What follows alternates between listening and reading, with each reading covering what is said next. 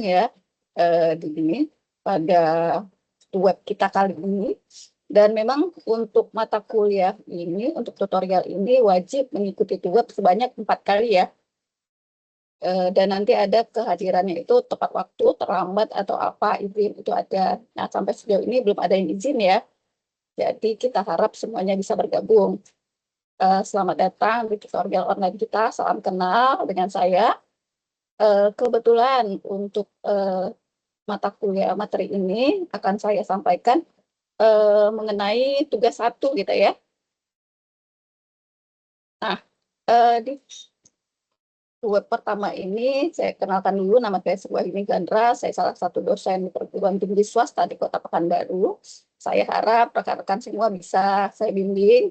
Jadi untuk output dari mata kuliah ini sebenarnya adalah proposal.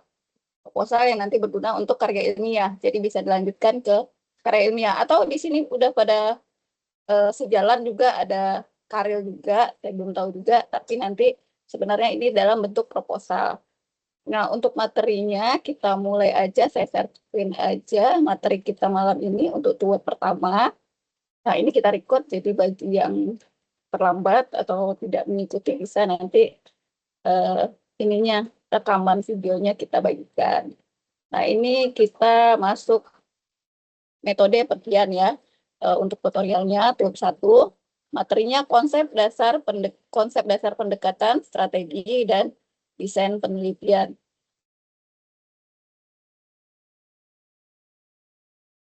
Nah, ini sebelumnya saya jelaskan dulu peta kompetensi mata kuliah ini, metode penelitian. Mata kuliah metode penelitian mencakup pembahasan mengenai penyusunan proposal, mulai dari perumusan masalah sampai dengan teknik pengolahan data. Jadi dia hanya teknik pengolahan datanya saja,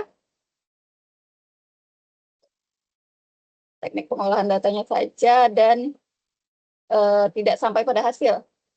Jadi kalau kita skripsi itu ada bab 1, bab 2, bab 3, bab 4, bab 5. Biasanya bab 1 itu pendahuluan, bab 2 itu biasanya kajian teoritis, bab 3 itu metode penelitian, bab 4 itu biasanya hasil penelitian dan pembahasan, dan bab 5 itu ada penutup.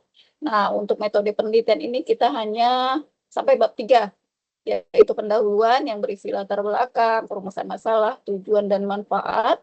Kedua, bab 2 itu ada tinjauan teoritis, penelitian terdahulu, dan bab 3 itu kita masuk ke metodenya. Metodenya itu bisa berupa pendekatan penelitian, lokasi penelitian, populasi dan sampel, bagaimana menganalisis data. Nah, itu di bab 3. Jadi pada mata kuliah ini kita akan mengambil bab 1 sampai bab 3. Jadi tidak sampai penelitian dan pembahasan. Nah, mata kuliah metode penelitian ini merupakan mata kuliah praktek yang membekali mahasiswa dengan pemahaman konseptual dan keterampilan dasar perancangan penelitian akuntansi dari etika dan kaidah ilmiah, pemilihan pendekatan, desain, perumusan masalah, tujuan hipotesis, sintetik pustaka dan kerangka konseptual, operasionalisasi, variabel konstruk, desain sampling, pengembangan instrumen, serta rencana etik hingga rencana analisis data dan penulisan proposal sesuai gaya selingkung yang berlaku pada universitas terbuka. Nah, di sini capaiannya sendiri, setelah mengikuti pembelajaran mata kuliah ini, mahasiswa diharapkan dapat menyusun proposal penelitian secara sistematis. Nah, ini udah dapat ya gambaran apa yang kita hasilkan dari mata kuliah ini. Nah, di sini ada peta kompetensinya. Jadi, apa-apa saja yang kita pelajari di sini. Yang pertama itu dari langkah paling bawah, itu mengetahui kaidah dasar ilmu pengetahuan dan penelitian sosial. Tahap awal ini sebenarnya menekankan pemahaman terhadap konsep dasar ilmu pengetahuan dan prinsip-prinsip penelitian sosial, seperti pengertian penelitian, tujuan, dan etika penelitian. Jadi kalau sebelum kita terjun untuk membuat tugas 1 ini, untuk mengerjakan proposal ini, output kita ini, kita harus tahu dulu kaidah dasar ilmu pengetahuan dan penelitian sosial itu seperti apa. Apa yang mendasari kita melakukan penelitian. apa pengertian penelitian sosial, karena kita Fakultas Ekonomi dan Bisnis ya. Jadi kita penelitiannya penelitian sosial, bukan penelitian-penelitian seperti yang bersifat eksak atau pengetahuan ya. Pengetahuan juga, tapi kita sosial, bukan pada ilmu pengetahuan alam, seperti itu. Nah, langkah kedua adalah memahami ragam pendekatan penelitian atau jenis-jenis pendekatan penelitian. Jadi nanti penelitian itu terbagi lagi, ada kualitatif, ada kuantitatif, dan ada campuran. Jadi nanti kita pahami, kita menguasai berbagai pendekatan penelitian seperti kita mau pakai penelitian yang seperti apa nih pendekatannya. Nanti akan saya jelaskan kuantitatif itu apa, kualitatif itu apa, dan campuran itu apa, ciri-cirinya, dan langkah-langkahnya. Kemudian yang ketiga, ini langkah peta kompetensi ini adalah memahami langkah-langkah dalam penelitian. Nah, tahap ini meliputi pemahaman runtutan proses penelitian mulai dari perumusan masalah. Jadi ini kita udah mulai memahami langkah-langkah dan penelitian itu apa aja. Langkah-langkahnya pertama tentunya kita mulai dari perumusan masalah, tujuan, hipotesis. Hipotesis itu dugaan sementara hingga penyusunan instrumen penelitian. Untuk langkah keempat, kita harus mampu menentukan desain penelitian. Nah, penelitian ini diharapkan dapat memilih dan merancang desain penelitian yang sesuai dengan tujuan, baik eksperimen, survei, studi kasus, maupun deskriptif. Jadi kita mau desain penelitian kita arahnya kemana? Sesuai dengan tujuan yang telah kita tentukan saat akan melakukan penelitian. Jadi desain itu seperti apa tergantung dari tujuan dan masalah kita tadi, hipotesis kita apa. Kemudian langkah selanjutnya adalah mampu menentukan populasi dan teknik pengambilan sampel. Kompetensi ini mencakup kemampuan mengidentifikasi populasi penelitian dan memilih teknik sampling yang tepat agar data yang diperoleh mewakili dari populasi. Jadi nanti kita tuh mau menelitinya di mana? Misalnya di kota Jakarta. Nah, populasinya itu apakah seluruh penduduk Jakarta atau seluruh penduduk Jakarta yang berusia dari segini sampai segini. Karena terlalu besar populasi itu, nanti ada kita teknik pengambilan sampel. Jadi tidak semua populasi kita teliti, tapi kita ambil sampel. Nah, bagaimana pengambilan sampel ini mewakili populasi. Jadi dapat mencerminkan populasi. Jadi misalnya kita setiap kecamatan kita ambil 10 orang. Atau setiap kabupaten atau kota, misalnya di Jakarta Pusatnya 50 orang. Di Jakarta Selatannya 50 orang. Bisa seperti itu. Nah, itu tergantung kita teknik pengambilan sampelnya. Teknik penghitungan sampel. Teknik pengambilan sampel bisa kita ambilnya mewakili seperti itu, representatif, atau kita ambilnya acak aja, siapa yang kita temui. Nah, itu nanti kita lagi menentukan berdasarkan pertimbangan-pertimbangan tertentu. Nah, untuk langkah keenam, kita mampu melakukan pengumpulan data. Nah, ini dalam penelitian ini yang penting, kita wajib mampu melakukan pengumpulan data. Kalau kita sudah merancang suatu penelitian, kita harus yakin nih, nanti datanya dapat. Kalau kita misalnya sudah susah payah merancang segala macam, ternyata datanya nggak dapat. Misalnya kita mau melakukan penelitian di perusahaan, dia tidak perusahaan go public, perusahaannya tertutup. Nah, kita udah buat nih langkah-langkah penelitian, rumusan masalah segala macam, ternyata perusahaannya tidak mau ngasih data, kan jadinya sia-sia ya. Jadi kita tidak bisa melanjutkan ke analisis data. Nah, jadi kita sebelum kita melakukan penelitian itu, kita harus yakin kita dapat datanya nanti. Kemudian setelah pengumpulan data tentunya kita mampu melakukan pengolahan data. Kita mempunyai kemampuan untuk mengolah data. Nanti kita pakai alat apa? Biasanya kalau kuantitatif itu pakai alat uji statistik, baik SPSS, PLS, atau segala macam. Nah, itu kita mampu melakukan pengolahan data. Jadi itu peta kompetensinya ya. Setelah data terkumpul, peneliti harus bisa mengolahnya menggunakan teknik statistik untuk kuantitatif, sedangkan untuk kualitatif biasanya tematik, lebih ke ini runtutan. Jadi kita baca, kita pahami, dan kita bisa menjabarkannya. Penjabaran biasanya tematik itu. Kemudian dari langkah ke-7 itu kita ke langkah ke-8 mampu melakukan analisis dan interpretasi data. Nah, setelah kita melakukan pengolahan data, kita harus bisa tuh menganalisis dan menginterpretasi. Kita ngerti maksudnya apa. Anggap kita sudah mengolah data dengan SPSS, di situ ada nilai R square atau R kuadrat ya. R square. Nah, kita mampu itu ini nilainya sebenarnya apa? Dia melambangkan apa nilai R kuadrat itu? Misalnya 80% itu artinya apa? Jadi kita bisa mampu melakukan analisis dan menginterpretasi data. Apakah ada pengaruh variabel-variabel ini dari data yang sudah kita olah. Setelah kita mampu menganalisis, tentunya kita mampu menulis laporan penelitian. Kemudian terakhir tujuan utamanya adalah mampu melakukan kegiatan penelitian di bidang ilmu sosial secara benar dan mampu menulis laporan sesuai kaidah penulisan laporan penelitian. Nah, itu adalah peta kompetensi metode penelitian.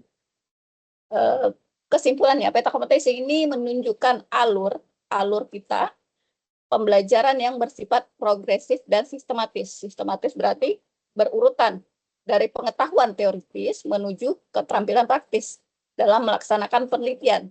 Tujuan akhirnya adalah agar peneliti mampu melakukan kegiatan penelitian secara benar dan menulis laporan penelitian secara sesuai kaidah-kaidah akademik. Jadi banyak orang bisa menulis, tapi tidak ada kaidah akademik. Saya menulis cerpen, menulis apa. Kalau cerpen kan fiksi itu bebas aja lepas, nggak ada tahapan-tahapan. Beda dengan kita menulis artikel ilmiah atau mengikuti kaidah akademik. Ada sistematikanya, ada langkah-langkahnya, nggak bisa lompat sana, lompat sini. Nah, seperti itu kalau kita menulis sebuah artikel ilmiah atau artikel akademik. Nah, ini aktivitas belajar kita untuk metode penelitian ya. Itu mempelajari skenario pembelajaran dalam orientasi mata kuliah, mempelajari buku materi pokok metode penelitian sosial yang sudah disediakan ya di RBV kita, atau bagi teman-teman mahasiswa mungkin udah punya bukunya sendiri ya, BMP sendiri, udah punya buku pegangan. Ketiga, mempelajari panduan metode penelitian yang memuat ketentuan tentang pembelajaran dan kaidah penulisan proposal penelitian. Keempat, mempelajari materi inisiasi dan materi pengayaan. Kelima, mengerjakan tugas pendahuluan dengan memilih dan mempelajari satu artikel ilmiah yang Anda peroleh dari Google Scholar atau sumber lainnya. Ini aktivitas belajar di sesi 1 ya. Selanjutnya nih, tugas-tugas dalam tutorial ini apa aja? Ada 4 tugas ya. 4 tugas ini berkaitan. Jadi kalau udah mengerjakan tugas 1 baru bisa mengerjakan tugas 2, setelah mengerjakan tugas 2 baru bisa mengerjakan tugas 3 dan selanjutnya di akhir tugas 4. Jadi ini seperti roda berputar, dia berjalan. Kalau udah gagal di tugas 1 biasanya susah kita melanjutkan ke tugas 2. Tugas 1 ini apa? Menyusun topik, tema, judul. Bersama itu ya. Menyusun topik, rumusan masalah, dan tujuan, serta membuat judul proposal penelitian. Jadi sebenarnya kita ambil dulu nih topiknya kita tentang apa nih penelitiannya, judulnya. Baru topiknya dulu, baru kita tentukan judulnya. Topik, rumusan masalah, dan tujuan penelitian. Baru setelah itu kita buat judul proposal penelitian kita. Jadi kita melihat fenomena apa sehingga kita mau melakukan penelitian itu. Kemudian mencari, membaca, dan mengorganisasikan bacaan. Ya. Ketiga, membuat kerangka karangan penelitian proposal penelitian. Nah, untuk tugas 2, itu kita akan memperbaiki tugas 1 tadi. Jadi misalnya nanti teman-teman sudah mengumpulkan tugas 1, akan saya periksa dan akan saya berikan masukan. Jadi masukan-masukan yang kira-kira ini belum sesuai nih, atau ada perbaikan seperti apa, nanti akan saya saya berikan masukan, bukan saya yang melengkapi, tapi nanti teman-teman akan memperbaiki, merevisi, dan itu akan dikumpulkan di tugas 2.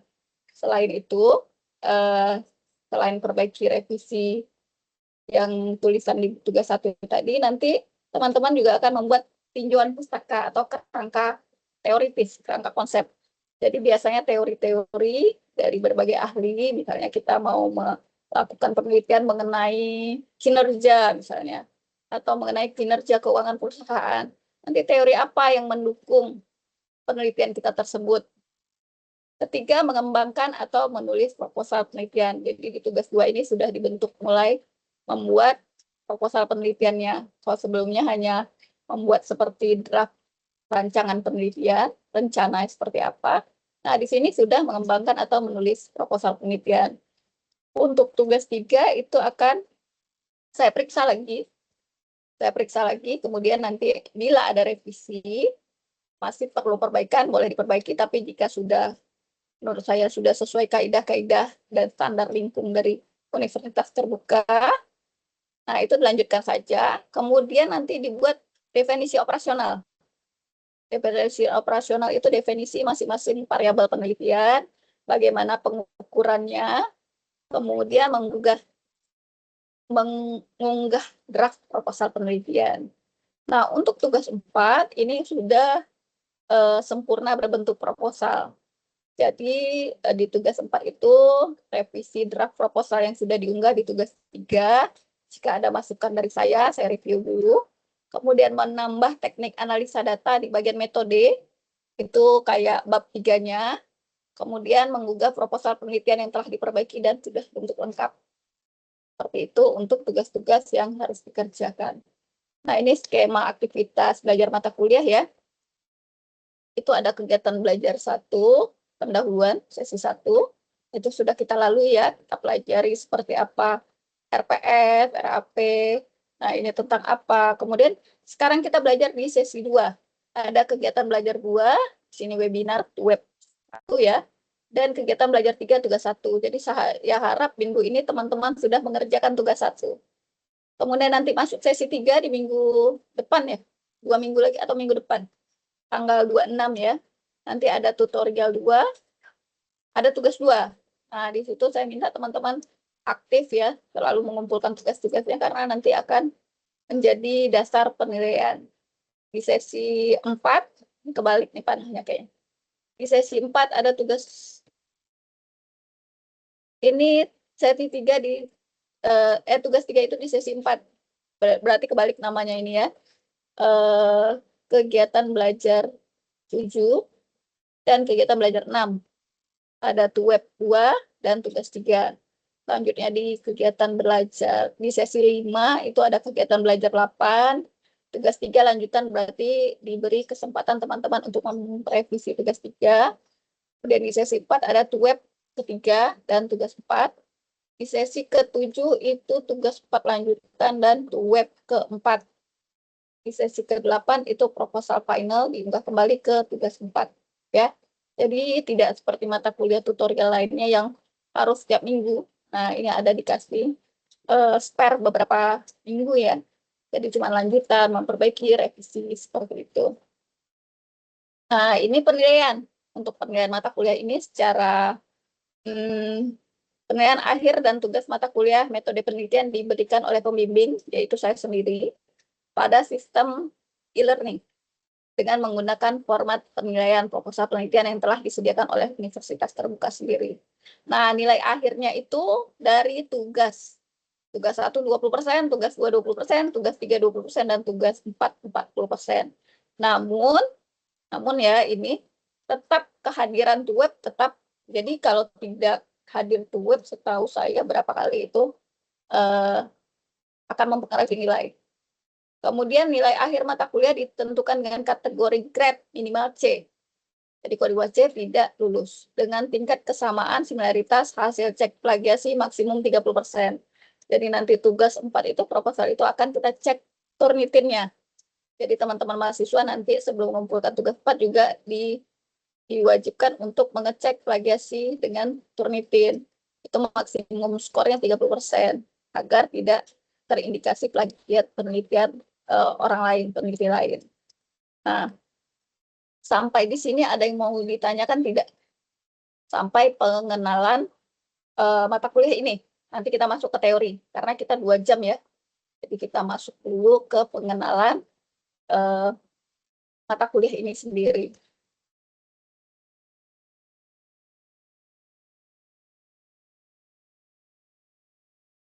Ada yang mau ditanyakan? Kalau misalnya belum ada, Bu. belum ada ya. Kalau misalnya apa bisa chat juga kalau misalnya ini. Ini kita rekam ya ke webnya.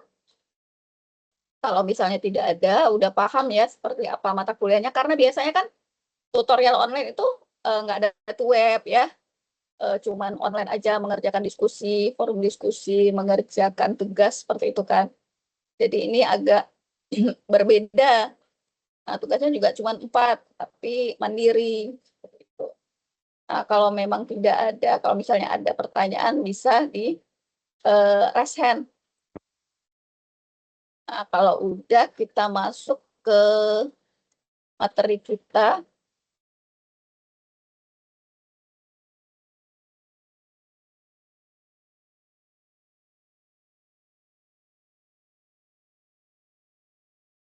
Ini kita kayak peta kompetensi tadi, kita mengetahui dulu konsep dasar ilmu pengetahuan ya.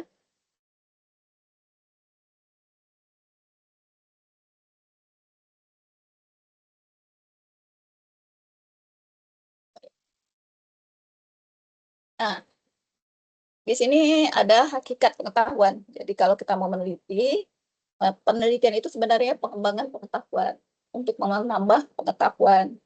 Nah, jadi hakikat pengetahuan itu sendiri berasal dari rasa keingintahuan manusia terhadap gejala atau peristiwa yang terjadi di alam semesta. Pengetahuan merupakan jawaban atas pertanyaan manusia tentang dunia di sekitarnya dan dapat berupa fakta, konsep maupun prinsip yang disusun secara sistematis. Misalnya saat kita mempelajari pengetahuan tentang bumi itu bulat atau seperti apa ya alam semesta, itu kita rasa ingin tahu kok ada siang dan malam seperti itu kan.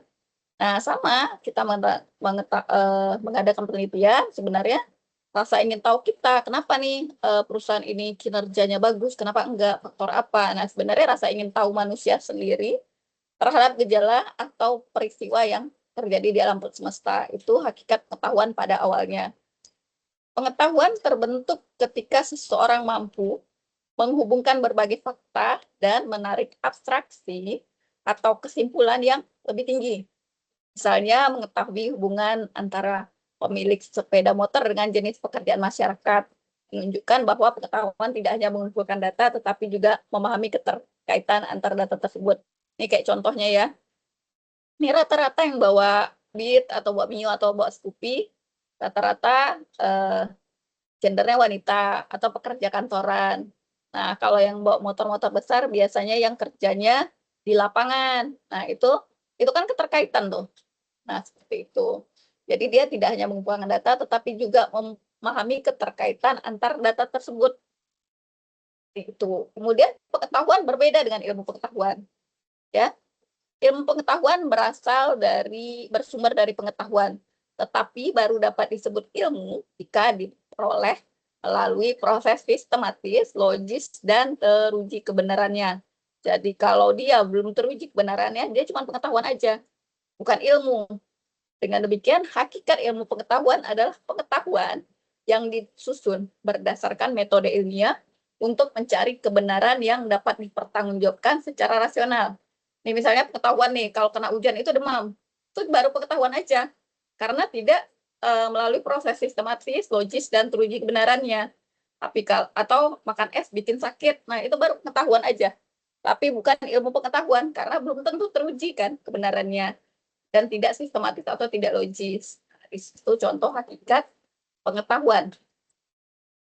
Nah, kemudian struktur logis pengetahuan ya. Struktur logis pengetahuan ini pengetahuan ilmiah harus disusun dengan struktur logis. Artinya berpikirnya secara runtut, beraturan, masuk akal, dan sistematis.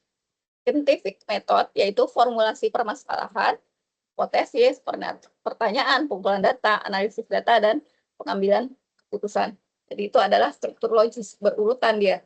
Ada hipotesis, ada dugaan sementara, ada pertanyaan, ada pengumpulan data, ada analisis, dan pengambilan keputusan apakah hipotesis tersebut benar atau salah.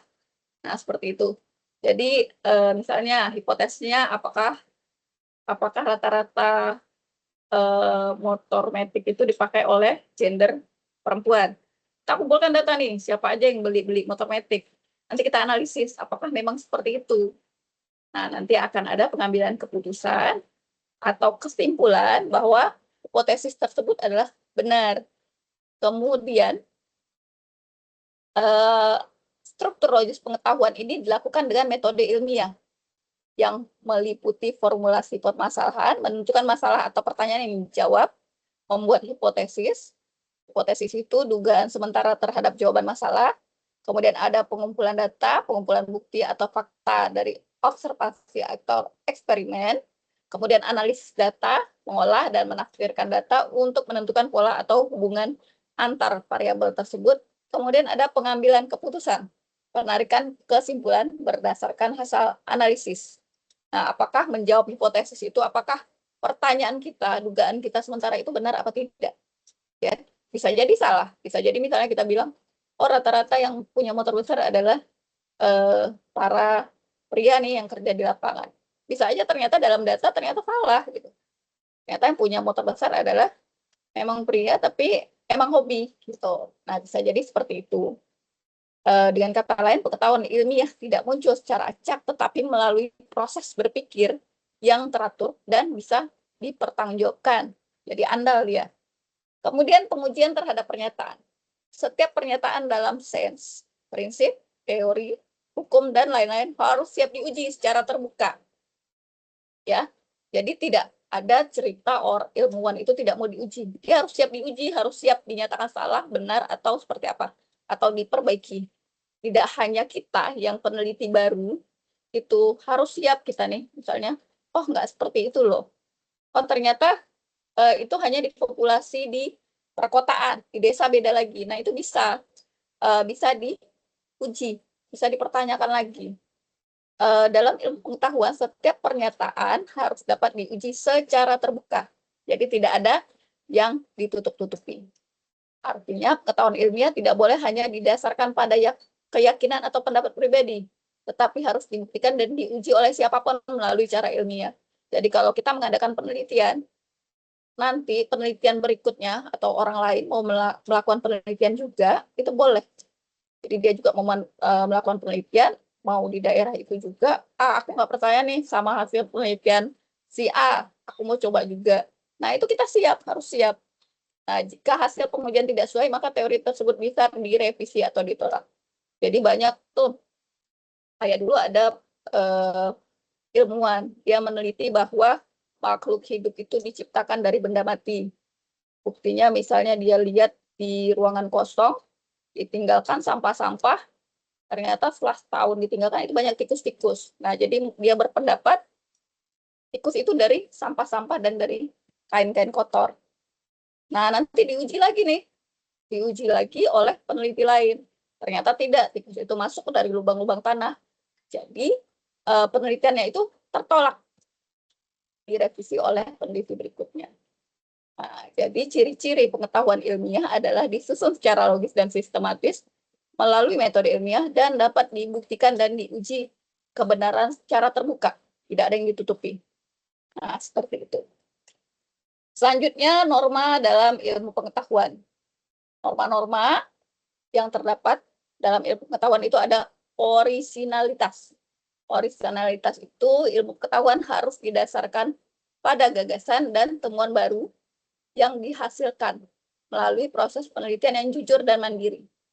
Setiap karya ilmiah yang kita hasilkan wajib menunjukkan keaslian dan tidak meniru atau menjiplak hasil orang lain. Tidak plagiasi, tidak meniru, tidak mengkopi. Tapi kalau kita kembangkan boleh. Ya, pengembangan atau kita ganti nih objeknya. Saya mau lihat apakah ilmu dia, penelitian dia itu di daerah saya seperti apa. Itu pengembangan. Tapi kalau kita jiplak betul-betul, itu namanya plagiat. Itu tidak boleh norma-normanya. Kemudian tanpa pamrih atau detachment. Jadi tanpa pamrih ini maksudnya ilmuwan itu harus netral. tidak dipengaruhi kepentingan pribadi, politik, ekonomi, ataupun emosi. Tujuan utamanya adalah mencari kebenaran ilmiah, bukan keuntungan pribadi atau kelompok. Nah, ini agak-agak agak-agak susah nih sekarang nih. Ada yang melakukan penelitian nih, misalnya penelitiannya seperti ini. Siapa kepala daerah yang favorit nih daerah ini? Ternyata dia dibayar oleh calon tersebut. Kan sering tuh pada waktu pemilihan gubernur atau wali kota atau presiden lah. Nanti lembaga-lembaga penelitian itu mengadakan, oh ini calon yang terbaik atau calon favorit. Padahal dia mengatakan seperti itu karena dia ditugaskan oleh pasangan calon tersebut agar ini populer, untuk meningkatkan popularitas. Jadi orang beranggapan, oh iya memang dia yang bagus. Nah, seperti itu. Nah, kadang penelitian-penelitian bayaran itu sebenarnya yang merusak ilmu pengetahuan. Kemudian universal. Universal ini ilmu pengetahuan bersifat umum dan berlaku bagi siapapun, tanpa memandang bangsa, agama, atau budaya. Kebenaran ilmiah dapat diterima secara global sepanjang dibuktikan dengan metode ilmiah yang sahih. Kemudian norma selanjutnya adalah skeptisisme. Skeptisisme itu sikap kritis dan tidak mudah menerima suatu kebenaran tanpa bukti yang kuat. Ilmuwan wajib memeriksa dan menguji setiap temuan secara rasional dan empiris agar hasilnya dapat dipertanggungjawabkan. Jadi walaupun yang mengatakan seperti itu tuh peneliti atau ilmuwan terkenal, kita wajib skeptis. Belum tentu. Misalnya dia bilang gini, perusahaan besar itu kinerja keuangannya pasti bagus. Atau perusahaan dengan aset yang banyak, itu kinerja keuangannya pasti bagus. Kata ilmuwan. Kita bisa skeptis, bisa jadi enggak. Bisa jadi perusahaan itu asetnya besar karena dia misalnya ini mengambil dari liabilities atau utang, makanya asetnya banyak. Bisa seperti itu kan. Nah, kemudian terbuka untuk umum, public access. Jadi ilmu pengetahuan itu hasil penelitian harus dapat diakses dan dikritisi oleh masyarakat ilmiah dan publik. Keterbukaan ini memungkinkan verifikasi, pengujian ulang, dan pengembangan lebih lanjut terhadap ilmu pengetahuan. Jadi kalau misalnya ilmuwan itu tidak mau diuji ulang, berarti ya tidak memenuhi norma dalam ilmu pengetahuan. Nah, ini etika dalam penelitian sosial. Jadi dalam melakukan penelitian, kita harus menjalani prinsip-prinsip etik. Etika itu sendiri adalah sebuah sistem norma atau kriteria boleh atau tidak boleh suatu tindakan dilakukan. Etika sendiri adalah sekumpulan kaidah yang membantu peneliti untuk menjunjung tinggi nilai-nilai dan yang memberi petunjuk mengenai tujuan penelitian mana yang penting, serta untuk menyelesaikan dalam nilai dan tujuan penelitian. Kemudian fungsi etika ini apa? Memberi perlindungan kepada anggota masyarakat yang menjadi objek penelitian, memberi petunjuk bagi para peneliti dalam melaksanakan tanggung jawabnya, menentukan masalah, tujuan, desain, pelaksanaan, dan laporan penelitian. Penelitian itu sendiri definisinya adalah proses menemukan solusi suatu masalah setelah melakukan studi dan analisis mendalam tentang faktor yang terkait. Penelitian bisnis adalah proses menemukan jawaban atau solusi dari suatu masalah secara terorganisir, sistematis, berdasarkan data, kritis, objektif, dan pengujian ilmiah.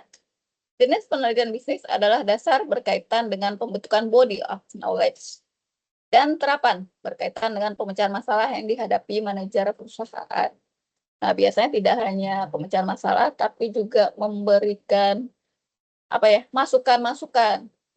Misalnya kita melakukan penelitian kinerja karyawan, kenapa kinerja karyawan rendah, faktor-faktor apa yang mempengaruhi kinerja karyawan itu sendiri. Nah, nanti kita beri masukan, oh ternyata lingkungan perusahaannya tidak mendukung. Jadi perusahaan ini sebaiknya memberikan lingkungan yang bagus, yang baik bagi karyawan, itu akan meningkatkan kinerja, seperti itu. Jadi penelitian ini memberikan masukan sebenarnya untuk apa ya, manfaat praktisnya. Kalau manfaat teoritis tentu memberikan pengetahuan kepada halayak, tapi kalau secara praktis biasanya memberi masukan kepada perusahaan itu sendiri. Nah, ini kemudian ada konsep dasar, pendekatan, strategi, dan desain penelitian. Ini kita masuk ke dalam konsep-konsep apabila kita ingin melakukan penelitian itu sendiri. Orientasi dalam metode penelitian dan objek penelitian sosial. Orientasi dalam metode penelitian adalah langkah awal untuk mengidentifikasi permasalahan penelitian, sementara objek penelitian sosial adalah fokus kajian, baik manusia, perilaku, interaksi, fenomena sosial yang menjadi sasaran penelitian. Orientasi bertujuan untuk memastikan penelitian terarah dengan baik, sedangkan objek penelitian adalah inti dari apa yang akan dianalisis seperti perilaku konsumen, gaya hidup, lalu interaksi sosial dalam masyarakat. Selanjutnya itu objek penelitian ilmu sosial, karena kita di bidang sosial ya. Biasanya objeknya adalah konsep umum yang mendasari studi ilmu sosial adalah perilaku manusia. Perilaku manusia. Objek yang menjadi perhatian dalam mempelajari perilaku manusia adalah cara manusia berkembang secara psikologis. Bagaimana mereka berpikir, berinteraksi dengan lingkungannya, mengorganisasikan masyarakatnya, memenuhi kebutuhan hidupnya, dan menyelesaikan pertentangan atau konflik yang terjadi. Ringkasnya, konsep umum yang mendasari studi ilmu sosial adalah proses dan perilaku manusia dalam kehidupan sosial, budaya, ekonomi, dan politiknya. Kemudian pokok-pokok masalah yang diteliti oleh beberapa disiplin ilmu sosial.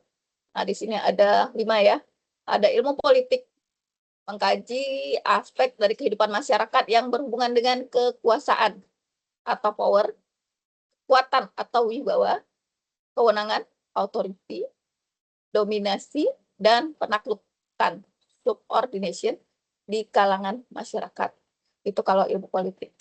Kemudian ada antropologi, itu mengkaji manusia dan kebudayaan. Antropologi mempelajari segala jenis manusia dari segala tempat dan zaman secara holistik dan menyeluruh. Jadi dia akan mempelajari manusia dan kebudayaan. Kalau politik tadi tentang kekuasaan, kehidupan bermasyarakat, kewarganegaraan. Ketiga ada sosiologi. Sosiologi ini mengkaji faktor-faktor yang mempertahankan stabilitas dalam suatu masyarakat dan faktor-faktor yang membawa perubahan, bahkan kehancuran suatu masyarakat. Penekanan kajian sosiologi adalah perilaku pada unit kolektif atau masyarakat, bukan individu. Kemudian ada penelitian disiplin psikologi, berhubungan dengan perilaku, tapi dalam penekanan individu. Perilaku yang muncul dari dalam diri manusia sendiri, bukan paksaan dari luar. Jadi kalau psikologi ini lebih ke individunya, bukan hubungan dia dengan manusia lain, tapi jati diri dia. Ya. Kemudian ada ilmu komunikasi, ini bertentangan dengan psikologi. Ilmu komunikasi ini berhubungan dengan perilaku individu dalam berkomunikasi. Ini kenapa?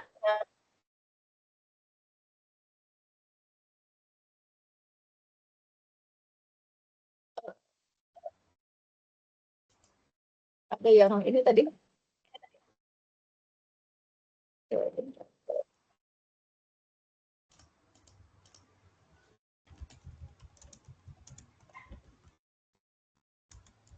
Ya, Octavia, ini ada yang mau ditanyakan?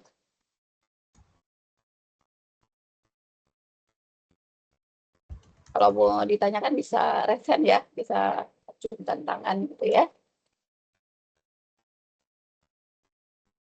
Nah, selanjutnya kita ke ini, orientasi dalam metode penelitian dan objek penelitian sosial. Filsafat sebagai induk ilmu pengetahuan, selanjutnya muncul ilmu baru yang kemudian mempengaruhi ilmu yang muncul berikutnya. Jadi sebenarnya induk ilmu pengetahuan itu ada filsafat. Ini kemampuan manusia untuk berpikir. Dari filsafat ini muncul ilmu baru yang kemudian mempengaruhi ilmu lainnya. Baru muncul kelompok ilmu eksakta. Ini lebih dulu muncul dibanding ilmu sosial. Kemudian pendekatan dalam ilmu sosial mengadopsi dari ilmu eksak. Objek penelitian ilmu eksak adalah alam semesta dan manusia, sedangkan objek penelitian ilmu sosial adalah perilaku sosial dari manusia itu sendiri. Perilaku sosial ada proses dan aktivitas manusia dalam kehidupan sosial, ekonomi, budaya, dan politik. Oh iya, nggak apa-apa Oktaviani. Asal gabung nggak apa-apa, nanti kehadirannya tetap saya absen ya.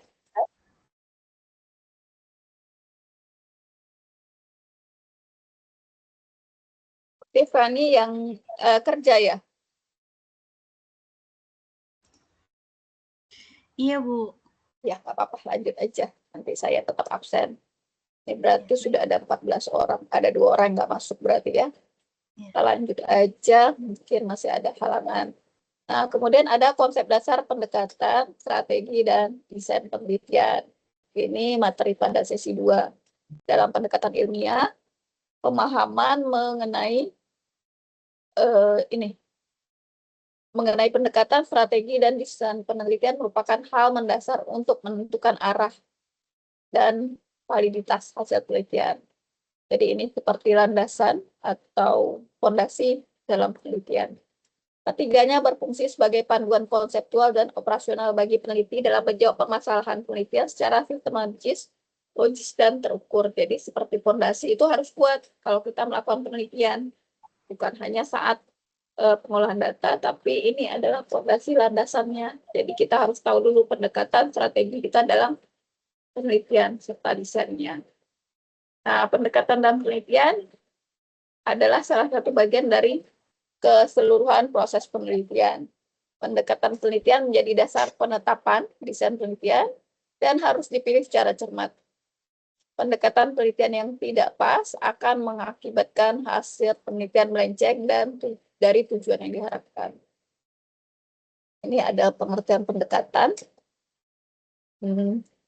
Pendekatan penelitian adalah refleksi struktur berpikir yang tersistematis dalam suatu bentuk atau jenis penelitian yang akan dilakukan yang dipandang paling tepat untuk menjawab keingintahuan terhadap suatu hal. Apa saja pendekatan penelitian ini menjawab jenis informasi apa yang diperlukan, dari siapa informasi dikumpulkan, dan bagaimana informasi dikumpulkan. Ya, pendekatan penelitian itu berhubungan dengan 3 pertanyaan tersebut. Nah, saat akan mau meneliti kita harus pastikan apakah informasi yang kita perlukan sudah tersedia. Apa ada peneliti yang salah kaprah mengidentifikasikan kata-kata bijak malu bertanya saat di jalan. Karena enggan dicap malu, akhirnya dia enggan membolak-balik data statistik. Jadi karena dia memegang prinsip malu bertanya saat di jalan, jadi dia nyari datanya, dia itu bertanya. Tapi kan kita nggak bisa hanya bertanya, kan kita harus punya data-data. Padahal data-data itu kadang tersedia, sudah ada. Misalnya jumlah karyawan, dia lebih mau jumlah karyawan. Misalnya di perusahaan itu, laki-laki berapa, perempuan berapa, dia mau nanya ke karyawan itu sendiri satu-satu. Itu kan membuang waktu. Padahal di data perusahaan, di buku perusahaan itu ada karyawannya, pendidikannya apa, jenis kelaminnya apa. Nah, sebenarnya seperti itu. Jadi, apakah informasi yang kita perlukan sudah tersedia? Itu harus kita ketahui. Jika data informasi yang kita butuhkan belum tersedia, maka kita perlu mengumpulkannya. Informasi yang belum tersedia itulah yang disebut data primer. Kalau data sekunder itu, informasi itu sudah ada, sudah disediakan, kita cuma mengutip. Jadi misalnya kayak laporan keuangan perusahaan, itu kan sudah ada di annual report perusahaan itu sendiri. Jadi itu data sekunder, kita nggak perlu nanya lagi ke manajemennya atau ke bagian keuangannya, ini labanya berapa, ini ruginya berapa, ini asetnya berapa. Karena sudah tersedia, sudah ada data primernya. Nah, jadi sebagai peneliti kita harus cerdas, kita pakai data apa? Data primer kah? Data sekunder kah? Kalau data sekunder yang sudah tersedia, ngapain kita tanya-tanya lagi gitu kan? Akan menghemat waktu penelitian kita menggunakan data sekunder, tapi data sekundernya harus bisa dipercaya ya, sudah diakui Kemudian, kenapa kita memerlukan informasi? Penelitian dalam ilmu sosial selalu melibatkan manusia sebagai subjek penelitiannya. Peneliti tidak pernah berhenti menghadapi masalah yang dihadapi manusia, baik yang ditimbulkan oleh manusia itu sendiri maupun yang ditimbulkan oleh lain. Peneliti selalu ingin mengetahui, memahami, menerangkan, dan jika mungkin mencari sebab mengapa manusia bersikap, berpendapat, dan berperilaku tertentu untuk dapat menjawab keingintahuan. Itulah informasi kita perlukan. Kemudian populasi seperti apa yang hendak kita terangkan? Ya, kita perlu pertimbangan secara hati-hati sebelum menentukan populasi dan sampel yang hendak kita teliti. Pertimbangan dimaksud adalah apakah temuan penelitian ini hanya berlaku khusus bagi seseorang atau sekelompok orang tertentu, tidak bisa digeneralisir. Kemudian, apakah akan digeneralisir kepada populasi tertentu? Misalnya keadaan populasi di kota besar dengan di desa itu sama apa enggak? Bisa nggak digeneralisir? Kan kadang berbeda. Atau misalnya nih di kota besar satu, misalnya di Jakarta dan di Surabaya, itu hampir sama tidak? Nah, itu digeneralisasi artinya ya. Kemudian apakah kesimpulan yang ditarik akan diberlakukan untuk sejumlah individu, lembaga, atau masyarakat? Nah, kita bisa nggak pakainya apakah di lembaga pemerintah dan lembaga swasta itu sama keadaannya? Apakah di perusahaan swasta dengan di perusahaan pemerintahan itu sama? Nah, itu harus kita pertimbangkan. Jadi kita ambil populasi yang mana? Apakah PNS atau karyawan swasta? Apakah laki-laki atau wanita? Itu kita pertimbangkan lagi. Seperti itu. Kemudian sumber daya apa yang kita miliki dan dapat kita kerahkan. Nah, kita harus tahu juga kemampuan kita seperti apa. Yang dimaksud sumber daya itu adalah segala sesuatu yang kita miliki dan atau bisa kita manfaatkan, meliputi penguasaan ilmu. Bisa nggak kita ngolah datanya nanti? Jangan kita pakai ini software-nya kan banyak nih, ada PLS, ada SEM, ada segala macam, ada EViews. Kita pilih ini tapi kita nggak pandai. Nanti kita gimana ngolahnya? Sementara kita cuma pakai Excel, ya, atau kita nggak bisa mengumpulkan data, kita nggak punya rekanan di situ, kita nggak bisa buka, kita nggak punya internet, kita nggak bisa buka laporan keuangan. Nah, kita harus tahu kita punya nggak untuk melakukan penelitian itu. Kemudian kita punya tenaga nggak, punya waktu nggak, punya biaya nggak, untuk mengcopy ini kuesioner, menyebarkan. Nah, itu sumber daya ini adalah pertimbangan terakhir yang penting yang harus kita cermati agar dapat menentukan pendekatan penelitian yang pas. Ya, kalau misalnya kita rasanya waktunya singkat, kita cuma 3 bulan nih harus selesai penelitian untuk tugas akhir atau untuk karya misalnya gitu. Kita nggak akan mungkin bisa populasinya 1.000 atau 2.000. Kita ambil sampel aja lah 50. Karena kita pertimbangan apa? Waktu atau pertimbangan biaya. Terlalu banyak biaya kalau kuesioner yang kita cetak banyak. Nah, jadi sumber daya ini adalah pertimbangan terakhir yang penting yang harus kita cermati agar dapat menentukan pendekatan penelitian yang pas sesuai dengan tujuan kita melakukan penelitian itu sendiri. Ya, dalam melakukan penelitian harus benar-benar realistis kita. Artinya harus benar-benar selaras antara besaran penelitian dengan besaran sumber daya. Misalnya biasanya tidak memerlukan banyak dana tetapi membutuhkan banyak waktu. Sementara survei walaupun tidak membutuhkan banyak waktu tetapi memerlukan banyak biaya ya. Pertimbangan-pertimbangan di atas akan menuntun kita memilih pendekatan penelitian yang tepat. Dengan kata lain, maksud penelitian ini akan menentukan pendekatan penelitian yang hendak kita gunakan. Selanjutnya, ini pendekatan dalam penelitian berkaitan dengan jenis informasi apa yang ingin dikumpulkan. Metode penelitian tentang cara mengumpulkan informasi penelitian. Pendekatan penelitian dipilih menentukan desain penelitian selanjutnya. Ini pendekatan-pendekatan penelitian. Jadi ini biasanya di bab 3. Pendekatan penelitiannya apakah kualitatif, kuantitatif, atau mix metode. Kemudian metodenya seperti apa, apakah kuesioner, apakah observasi, apakah wawancara. Nah, seperti itu. Kemudian ini yang memilih pendekatan ya, apakah informasi sudah tersedia tadi, kenapa kita memerlukan informasi, populasi seperti apa yang hendak kita terangkan, dan sumber daya apa yang kita miliki. Ini sudah kita jelaskan tadi ya.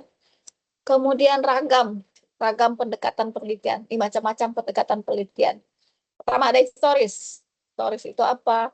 Digunakan jika suatu penelitian bertujuan untuk membuat rekonstruksi masa lampau secara sistematik dan objektif dengan cara mengumpulkan, mengevaluasi, melakukan verifikasi, dan melakukan sintesis bukti-bukti untuk menegakkan fakta dan memperoleh kesimpulan yang kuat.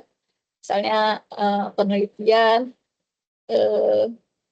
bagaimana kehidupan di saat krisis moneter, perbandingannya antara di tahun 1965 dengan di 1998, seperti apa krisis moneter. Nah, itu penelitian historis.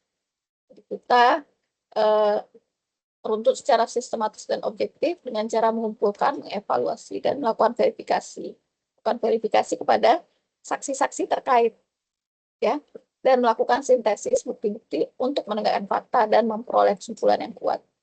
Nah, kemudian ada pendekatan deskriptif. Penelitian deskriptif disebut juga dengan penelitian survei. Deskriptif itu mendeskripsikan, menggambarkan. Penelitian ini dipilih jika peneliti bermaksud untuk membuat deskripsi mengenai situasi-situasi atau kejadian-kejadian. Penelitian deskriptif adalah penelitian yang semata-mata melakukan akumulasi data-data dalam cara deskriptif, tidak mencari atau menerangkan saling hubungan, menguji hipotesis atau membuat ramalan, atau mendapatkan makna dan implikasi. Jadi penelitian ini penelitian survei dan sensus. Jadi dia cuma melihat misalnya keadaan masyarakat di Indonesia seperti apa, deskriptifkannya. Kemudian misalnya deskriptif itu keadaan perusahaan-perusahaan setelah ini pajak naik itu seperti apa. Jadi dia deskriptif kan, digambarkannya aja tanpa mencari hubungan atau kesimpulan atau menjawab hipotesis. Jadi dia cuma gambaran aja. Jadi lebih seperti laporan. Kemudian ada penelitian perkembangan. Dipilih jika penelitian bertujuan untuk menyelidiki pola dan perurutan pertumbuhan atau perubahan faktor-faktor yang baik mempengaruhi perkembangan variabel yang diteliti. Jadi kita meneliti variabel nih, seperti apa perkembangannya dan bagaimana faktor-faktor tersebut saling berhubungan. Penelitian perkembangan memusatkan perhatian pada perkembangan variabel-variabel penelitian tersebut selama beberapa bulan atau beberapa tahun. Jadi dia biasanya lebih panjang waktunya. Penelitian perkembangan juga biasa disebut dengan nama longitudinal. Jadi nanti dia akan mengambil 2 spot. Nah, seperti apa nih pas tahun ini, seperti apa keadaan masyarakat misalnya di tahun sebelum reformasi dan setelah reformasi, atau sebelum pilpres dan setelah pilpres seperti apa. Nah, ini disebut penelitian perkembangan. Kemudian ada penelitian kasus dan penelitian lapangan. Dipilih jika penelitian bertujuan untuk mempelajari secara intensif latar belakang keadaan sekarang dan interaksi lingkungan suatu unit sosial, individu, kelompok, lembaga, atau masyarakat. Penelitian kasus ini mendalam mengenai unit sosial tertentu yang hasilnya merupakan gambaran yang lengkap dan terorganisasi mengenai unit tersebut. Kemudian ada penelitian korelasional. Ini mendeteksi sejauh mana variasi-variasi pada suatu variabel penelitian berhubungan dengan variasi-variasi pada satu atau lebih variabel penelitian lain. Jadi dia akan melihat hubungan antar variabel dengan satu atau lebih disiplin variabel lain. Misalnya kayak berapa besar kompensasi atau gaji mempengaruhi kinerja karyawan. Dia akan melihat seperti itu. Jadi variabel ini apakah mempengaruhi variabel lain. Kemudian ada kausal komparatif. Kausal komparatif dipilih jika suatu penelitian bertujuan untuk meneliti kemungkinan hubungan sebab akibat antara variabel penelitian satu dengan variabel penelitian lainnya, dengan cara meneliti akibat yang ada dan mencari kembali faktor-faktor yang mungkin menjadi penyebabnya. Jadi ini lebih kepada sebab akibat. Jadi dia akan lihat akibatnya seperti ini. Sebabnya apa? Faktor-faktor apa yang menyebabkan seperti itu. Nah, kemudian ketujuh itu ada pendekatan penelitian eksperimen sungguhan, yaitu penelitian yang bertujuan untuk meneliti kemungkinan saling hubungan sebab akibat antara variabel satu dengan variabel lainnya dengan cara mengenakan kepada satu atau lebih kelompok eksperimen. Jadi dia akan mengambil eksperimen dengan satu atau lebih kondisi perlakuan dan membandingkan hasilnya dengan satu atau lebih kelompok kontrol yang tidak disertai kondisi perlakuan. Nah, ini pada negara-negara besar mulai banyak terjadi. Misalnya nih, pengaruh gadget terhadap ini prestasi anak. Nanti akan diambil 10 orang yang bermain gadget dan 10 orang tidak. Nah, itu lebih ke eksperimen sungguhan. Dilihat dalam setahun, seperti itu. Bagaimana prestasi, apakah menurunkan kecerdasan fungsi otak, dan seperti itu. Apakah gadget ini, atau anak-anak yang sering main game online, itu akan mempengaruhi fungsi otaknya seperti apa. Nah, itu akan diadakan eksperimen. Anak yang berumur sama, yang satu main, terus yang satu lagi tidak. Nah, ini bagaimana? Apakah berbeda kemampuannya? Biasanya seperti itu. Kemudian ada eksperimental semu, mirip dengan eksperimen sungguhan, tetapi tidak dilakukan karena keadaan yang tidak memungkinkan untuk mengontrol dan memanipulasi semua variabel yang relevan. Kemudian ada penelitian kaji tindak atau action research. Dipilih jika suatu penelitian bertujuan untuk mengembangkan keterampilan baru atau cara pendekatan baru dan untuk memecahkan masalah dengan penerapan langsung pada dunia kerja atau dunia aktual lainnya. Nah, ini sebentar ya. Saya minum sebentar.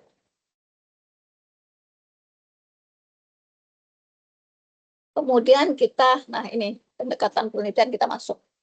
Jadi jika teman-teman mau melakukan penelitian, teman-teman mau pilih dulu nih, mau pakai pendekatan yang seperti apa? Kuantitatif kah, kualitatif kah, atau mixed method ya? Ketiga, mixed method biasa juga disebut pendekatan campuran. Nah, penelitian kuantitatif, yang pertama kuantitatif, menggunakan pendekatan untuk mengumpulkan dan menganalisis data numerik secara sistematis. Jadi dia lebih ke data numerik atau angka, yang berbentuk angka. Metode ini biasanya melibatkan penggunaan instrumen pengukuran standar dan teknik analisis statistik untuk menguji hipotesis dan mengidentifikasi pola atau hubungan antara variabel. Penelitian kuantitatif merupakan metode yang berfokus pada pengumpulan informasi yang dilengkapi dengan analisis data yang bersifat numerik, number ya, angka. Selain itu sistematis.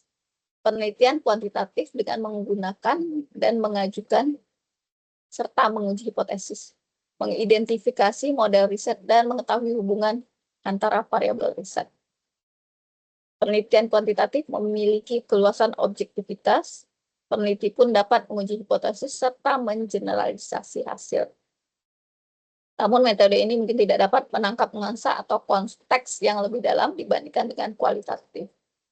Nah, ini berdasarkan pada filsafat positivisme menggunakan data numerik yang diolah secara statistik dan bertujuan menguji hipotesis dan menjelaskan hubungan antar variabel. Itu adalah penelitian kuantitatif. Jadi kalau rasa penelitian teman-teman ini nanti masuk ke dalam ciri-ciri ini ciri-cirinya, itu berarti nanti pilih pendekatan kuantitatif. Ciri-cirinya pertama terstruktur, ya.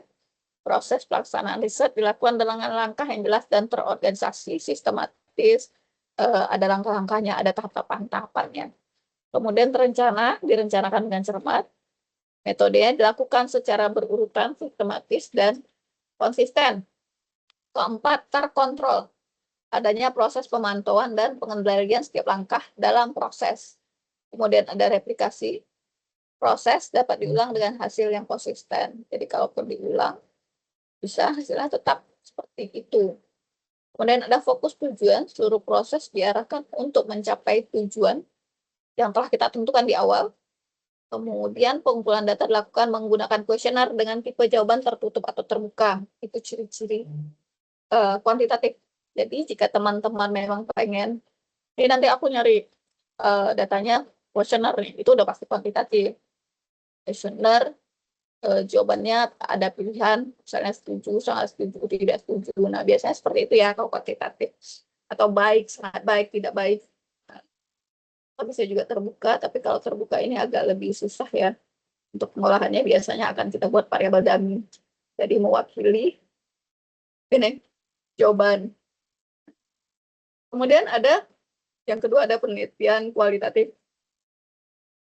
Penelitian kualitatif muncul setelah adanya perdebatan karena tidak sependapat dengan konsep kuantitatif yang hadir berdasarkan filsafat positivisme, ya, sehingga penelitian kualitatif dikenal dengan metode post-positivisme, di mana merupakan paradigma interpretif serta konstruktif, artinya memandang dan memahami sebuah fenomena dari sudut pandang kontekstual, holistik, subjektif, dan lebih kompleks, dinamis, penuh makna, serta adanya hubungan gejala dengan sifat interaktif.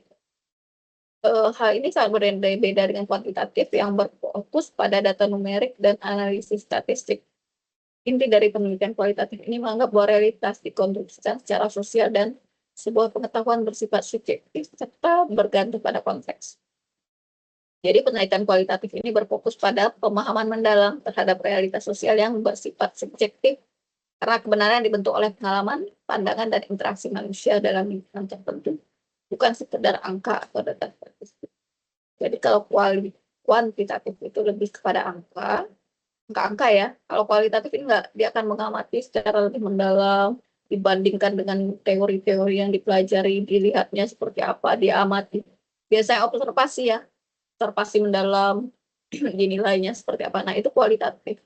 Dan kalau mau melakukan yang kualitatif itu kita harus kuat teorinya. Kualitatif masih bisa dibantah, kalau kuantitatif karena kita berdasarkan data dan angka-angka itu sulit terbantah. Oh, kualitatif masih bisa dibantah karena lebih bersifat pada pendapat. Menurut saya, pendapat kita dia tergantung peneliti seperti apa dia mengobservasi gitu.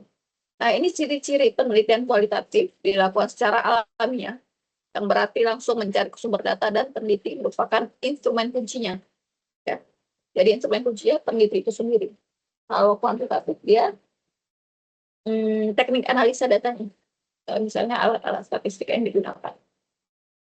Kemudian kedua, penelitian kualitatif ini akan bersifat deskriptif, artinya bahwa data yang dikumpulkan akan berbentuk kata-kata ataupun gambar, tidak merujuk pada angka. Beda dengan kuantitatif, dia lebih fokus pada angka-angka. Kemudian penelitian kualitatif berfokus pada proses, bukan produk ataupun outcome-nya. Jadi dia melihat perusahaan itu bagus, ya dia lihat operasionalnya seperti apa. Jadi kita akan terjun di situ, kita lihat seperti apa prosedur di sana, operasionalnya, jalannya bisnis itu seperti apa. Kalau kuantitatif lebih melihat angka-angka, misalnya laba atau tidak, untuk atau tidak, karyawannya berapa, asetnya berapa, itu beda. Kemudian penelitian kualitatif akan menganalisis data secara induktif dan menitik beratkan makna dari data yang diamati. Jadi lebih pemahaman mendalam dan penilaian kalau kualitatif, kualitatif. Kemudian kualitatif ini pun terbagi-bagi lagi, ada etnografi. Etnografi ini berasal dari antropologi dan melibatkan studi yang mendalam terkait budaya dan komunitas.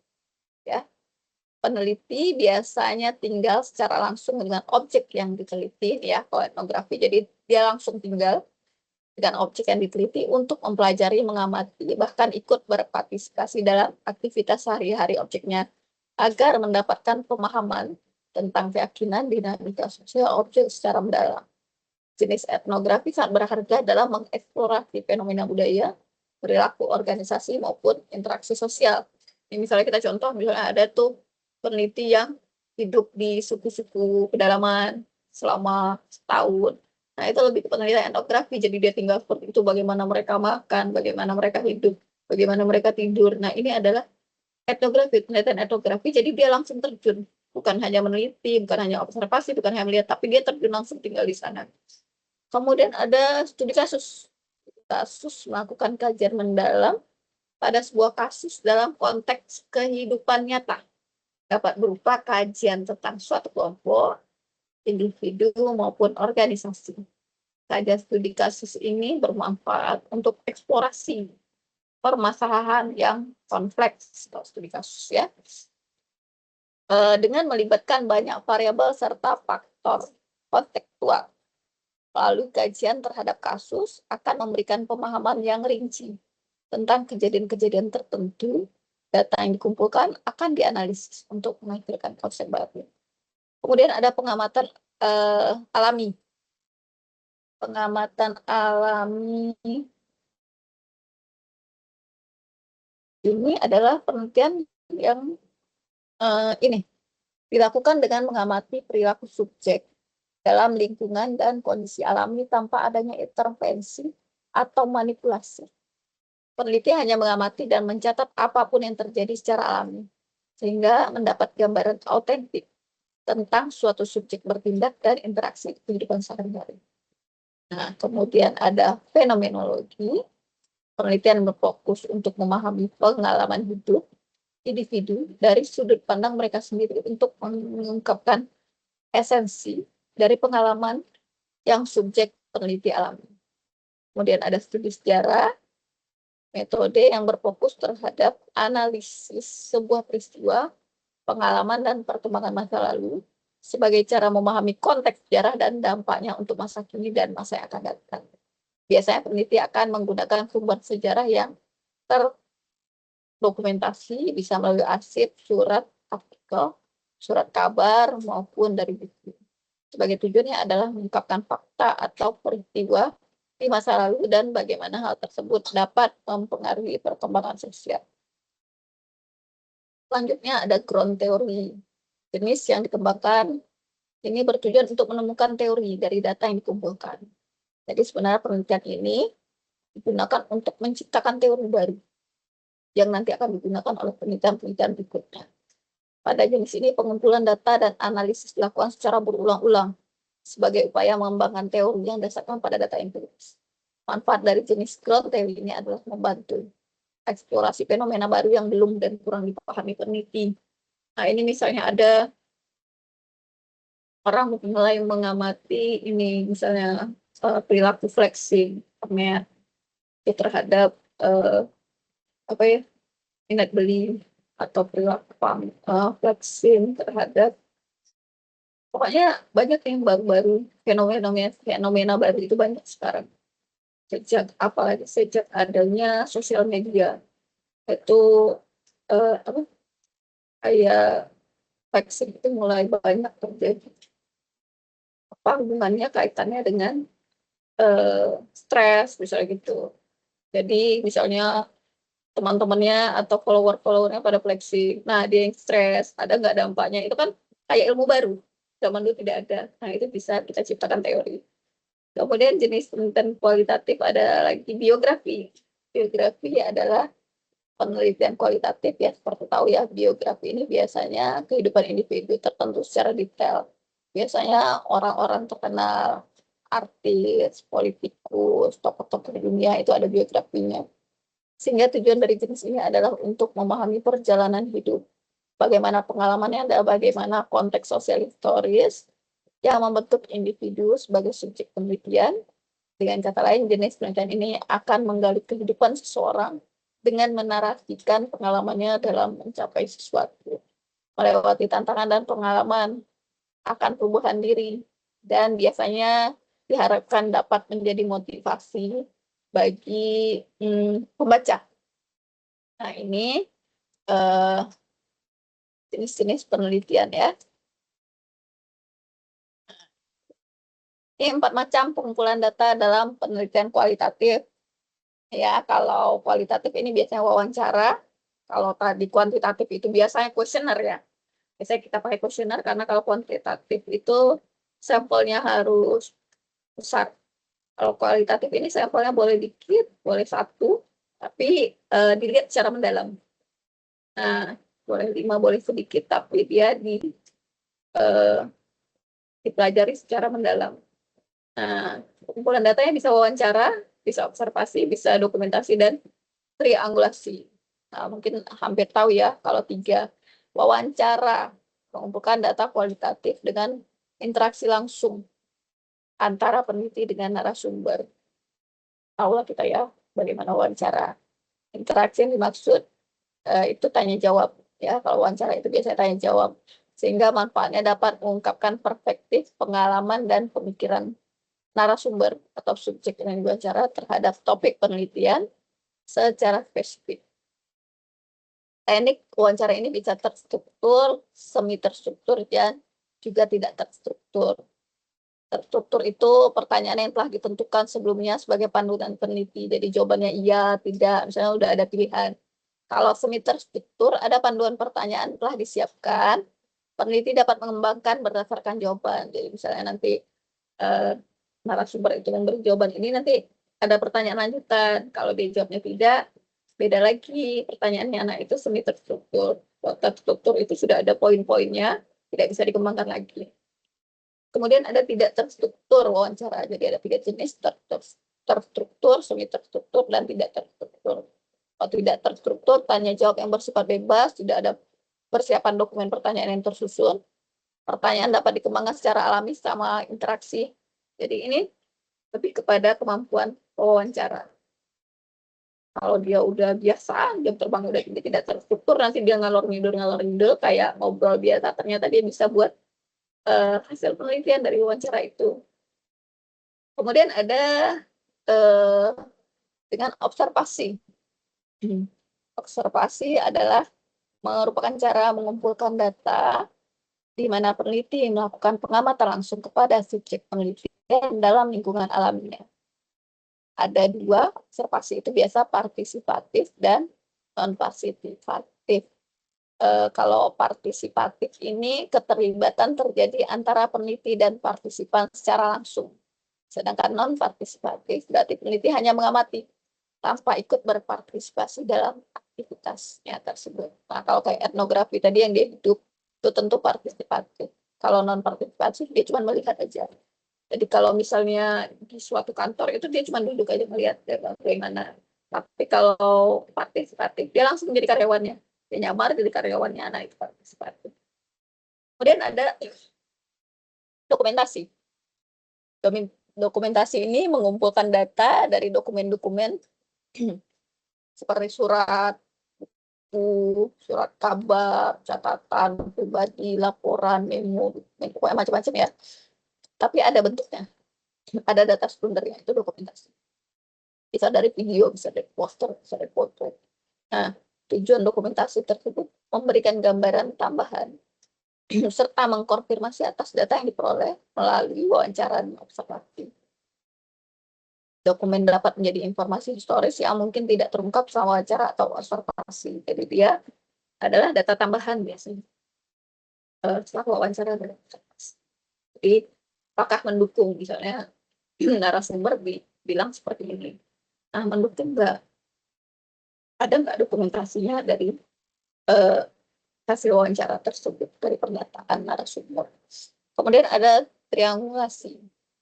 Triangulasi ini pengumpulan data merupakan kegiatan menyatukan beberapa teknik pengumpulan data dari berbagai sumber yang ada. Misalnya menggabungkan teknik wawancara, 3 teknik tadi ya, untuk sekaligus diuji kredibilitasnya. Jadi diuji apakah benar teknik pengumpulan data yang dilakukan. Selanjutnya kita masuk metode ketiga, mixed method. Sebentar ya, saya minum sebentar karena suara saya habis ya. Eh, Sebentar aja, nanti kita lanjut ke mixed method. Oke, sebentar ya teman-teman ya.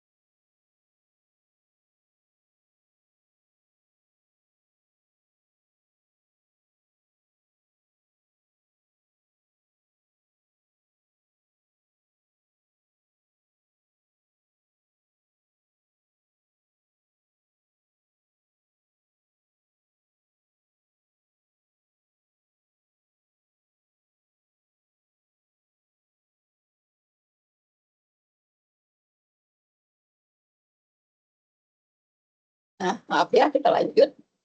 Saya minum sebentar.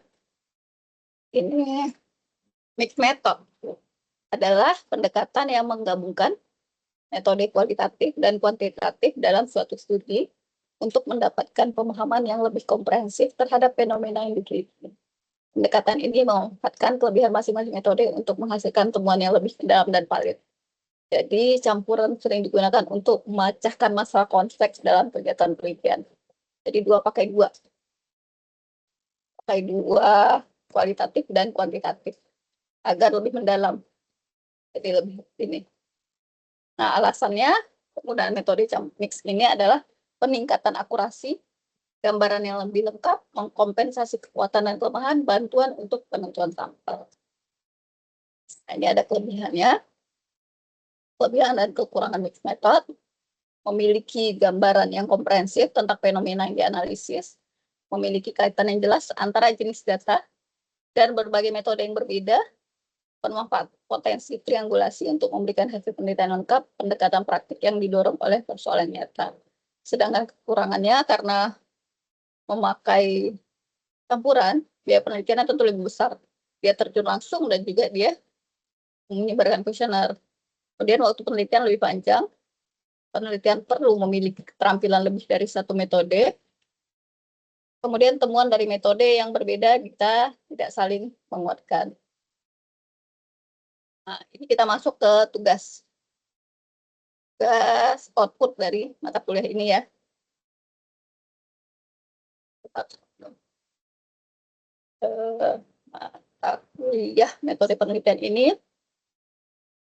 Nah, ini 3 proposal ya. Seperti yang kita tahu, berbeda dengan karya ilmiah atau berbeda dengan skripsi. Kalau proposal metode penelitian ini outputnya proposal penelitian. Berarti terdiri dari 3 bab. Bab pertama pendahuluan, bab kedua tinjauan teoritis, bab ketiga metode penelitian. Apa saja nih di pendahuluan? Pendahuluan ini latar belakang. Latar belakang itu biasanya keadaan yang kita teliti. Secara general, umum, khusus. Ya. Jadi general, khusus. Jadi kita lihat misalnya kalau mau melakukan penelitian, misalnya keadaan di dunia seperti apa, di Indonesia seperti apa, di perusahaan seperti apa. Gambarannya, deskripsinya. Nanti kita masuk ke fenomena. Fenomena keadaan seperti apa yang terjadi. Nah, situ dijelaskan di latar belakang kenapa kita melakukan penelitian, di situ ada. Terus kemudian ada rumusan masalah. Rumusan masalah apa yang ingin kita rumusan masalah dalam penelitian tersebut. Kemudian selanjutnya ada tujuan penelitian dan manfaat penelitian. Manfaat penelitian atau kegunaan penelitian. Kemudian di bab 2. Di bab 2 itu ada tinjauan teoritis. Tinjauan teoritis itu mencari teori atau pustaka yang relevan dengan penelitian yang kita lakukan. Nah, kemudian mengevaluasi sumber atau teori tersebut, kita evaluasi yang mendukung dengan penelitian kita. Kemudian mengidentifikasi tema atau gap. Gap itu perbedaan dengan penelitian sebelumnya. Kemudian menyusun hipotesis, apa saja hipotesis dari penelitian kita. Setelah itu kita buat kerangka pemikiran. Ya. Selanjutnya ada metode penelitian. Metode penelitian ini seperti yang tadi, pendekatan penelitian. Pendekatan penelitian itu misalnya apakah kualitatif, apakah kuantitatif, atau mixed method yang kita pakai. Kemudian objek penelitiannya apa? Apakah kita meneliti perusahaan, misalnya manufaktur, objeknya apa? Ya. Kemudian populasi kita apa, sampel kita apa. Di situ juga dijelaskan teknik penghitungan sampelnya seperti apa, teknik pengambilan sampelnya seperti apa, apakah kita menggunakan sampel yang perwakilan, apakah sampel sensus, semua populasi menjadi sampel. Nah, di situ disebutkan. Selanjutnya, definisi operasional variabel. Definisi operasional variabel ini pengertian variabel-variabel penelitian kita. cara kita mengukurnya, dengan apa kita mengukurnya, apakah dengan kuesioner, indikatornya apa, dimensinya apa. Nah, itu definisi operasional variabel. Dan di bab 3 itu, di bab metode penelitian itu ada metode analisa data. Kita pakai apa menganalisisnya? Apakah kita pakai SPSS, apakah hanya deskriptif saja, apakah kalau kuantitatif itu ya biasa pakai alat statistik, pakai SPSS, pakai PLS, atau pakai EVIUS. Tapi kalau kualitatif itu biasanya ada lagi, beda lagi analisa datanya seperti apa. Nah, ini kemudian format penulisan gaya atau selingkung proposal penelitian untuk tugas kita nanti. Jenis hurufnya seperti biasa, itu kita pakai Times New Roman dengan ukuran 12 ya, ukuran fontnya. Diketik di ukuran A4. Nomor halaman di bagian bawah tengah, jarak barisnya itu 1,5 spasi. Ini dicatat ya. Baris pertama dari paragraf menjorok 1 cm, ya, joroknya tiap alinea. Jadi rata kiri kanan. Jadi pengetikannya harus sudah rapi. Kemudian marginnya, batas atas, bawah, kanan, kiri masing-masing 2,5. Jadi atas, bawah, kiri kanan itu 2,5 cm. Halamannya minimal 15 dan maksimal 20 halaman. Jadi kita buat cover dan daftar pustaka. Daftar pustaka sebaiknya memakai Mendeley. Nah, nanti teman-teman bisa cari cara-cara menggunakan Mendeley. Jadi saya cek lagi itu apakah sudah sesuai dengan format penulisan atau sistem proposal penelitian. Jadi kadang teman-teman memang penelitiannya sudah betul tapi tidak mengikuti format atau standar dari UT. Nah, nomor dan judul gambar ditulis pada bagian atas gambar dan nomor dan judul tabel ditulis di bagian atas. Jadi misalnya tabel 1.1 itu biasanya tabel yang terletak di bab 1. Nah, itu tabel 1.1 tabel apa? Apakah tabel jumlah karyawan, misalnya gitu kan. Gambar, misalnya gambar 1, gambar 2.1, itu gambar kerangka pikiran. Nah, seperti itu. Jadi, ditulis sebelum di atas gambar itu sendiri. Nah, kalau covernya ini ya contohnya, cover proposalnya, nanti dibuat di halaman depan seperti ini. Halaman judul muka untuk proposal menggunakan posisi tengah atau center. Maka proposal penelitian ditulis menggunakan huruf kapital. Jadi huruf besar semua, ukuran 12, dicetak tebal. Jadi huruf Times New Roman, tapat itu. Kemudian judul terdiri atas 10-20 kata dengan huruf kapital, uppercase, ukuran 14, dicetak tebal tanpa titik. Ya.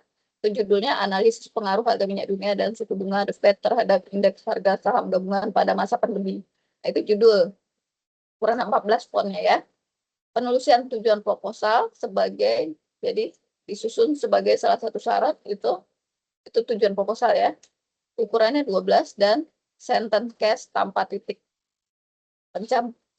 Pencantuman logo. Nah, ini covernya ya. Nanti slide ini saya kirim ke WA, saya share ke WA, jadi bisa diikuti.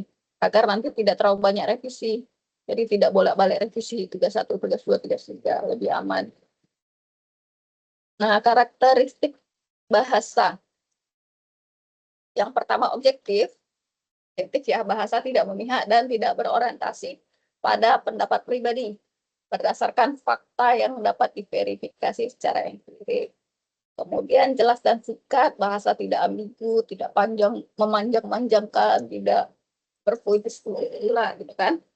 Kemudian bahasa formal, jangan bahasa daerah, tidak menggunakan istilah-istilah informal atau slang, istilah-istilah yang tidak baku. Boleh menggunakan bahasa asing, tapi biasanya itu dicetak miring. Tapi bahasa asingnya ya yang formal juga, bukan bahasa slang atau bahasa-bahasa istilah-istilah informal. Oke, sekarang itu banyak istilah-istilah Gen Z atau anak gaul-gaul gitu kan, yang tidak ada dalam, bukan bahasa baku. Nah, seperti itu. Kemudian akurat, bahasa harus tepat dalam mengungkapkan konsep ilmiah, konsisten, bahasa harus konsisten dalam penggunaan istilah, simbol, dan notasi. Jadi kadang ada penelitian itu di bab 1-nya dia nyebutnya kinerja, di bab 2-nya dia sebutnya misalnya performance, padahal sama, cuma tidak konsisten. Atau misalnya di bab satunya dia buat misalnya apa ya, work environment, dia pakai bahasa Inggris, tapi di bab 2-nya dibuat lingkungan kerja gitu kan, itu tidak konsisten karena beda tempat copy paste kadang. Yang bab satunya di copy-nya dari penelitian ini, yang ini di copy dari penelitian ini, dicampur, jadi bahasanya tidak konsisten. Nah, itu harus dihindari. Jadi kalau kita nyebut kinerja aja, nggak usah besoknya kita sebut performance. Kalau mau sebut performance nggak apa, pakai bahasa asing, tapi harus konsisten. Seterusnya kita pakai bahasa asing. Misalnya apa ya, biasanya yang ini sering kayak aset. Nah, nanti di bukunya sebutnya harta gitu, atau biasanya disebut liabilitas, selanjutnya disebut kewajiban. Nah, itu kan tidak konsisten, padahal maksudnya sama, tapi tetap harus konsisten. Kita pakai bahasa yang mana, kata-kata yang mana. Kemudian tidak memuat unsur sara, suku, agama, ras, dan antar golongan. Nah, penelitian harap menghindari sara karena bisa memberikan perdebatan dan menyebabkan perpecahan ya. Kemudian prinsip penggunaan bahasa, menggunakan kata-kata baku yang sesuai dengan Kamus Besar Bahasa Indonesia, kemudian menggunakan istilah teknis yang sesuai dengan bidang ilmu yang dikaji, menghindari penggunaan kata yang tidak perlu atau redundant, menggunakan kalimat yang efektif, jelas, dan singkat. Kalau usah dipanjang-panjangkan, muter-muter biar tebal nih proposalnya, nggak harus seperti itu. Malah bingung nanti yang baca jadi ambigu. Kemudian menghindari bahasa yang bersifat emotif atau persuasif. Persuasif ini apa ya? Menyebabkan apa ya? Kayak persuasif, mengajak untuk melakukan hal-hal yang diinginkan, itu persuasif. Nah, kemudian ketentuan penulisan, judul harus jelas, singkat, dan informatif. Kemudian penulisan daftar pustaka harus memuat sumber-sumber yang digunakan dalam penelitian. Jangan kita ambil sumber dari buku ini, tapi tidak kita tuliskan di daftar pustaka. Tidak boleh. Jadi kalau kita mengambil apa namanya, kayak mengambil referensi, kita harus tulis. Karena kita ngambilnya dari ChatGPT, kita tulisnya dari ahli, padahal kita ngambilnya dari ChatGPT, itu nggak boleh, atau dari AI gitu kan. Dan biasanya kita tidak boleh mengambil referensi dari Wikipedia. Kita lebih harus ambil yang benar-benar bisa dipercaya. Ya, kalau Wikipedia itu kan biasanya dari orang tidak bisa diuji kebenarannya. Kemudian penulisan tabel dan gambar harus jelas, informatif, dan diberi keterangan lengkap. Penulisan catatan kaki harus digunakan untuk memberikan keterangan tambahan atau sumber informasi. Jadi harus ada catatan kakinya. Kemudian, ya, untuk penilaian.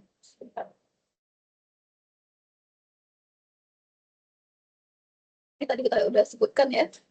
Lainnya tugas 1, tugas 2, dan tugas 3 itu sama-sama 20%, dan tugas 4 itu 40%. Udah kita bahas tadi, plagiasinya, Turnitinnya itu maksimal 30%. Jadi teman-teman bisa ngecek, tapi saya akan ngecek lagi.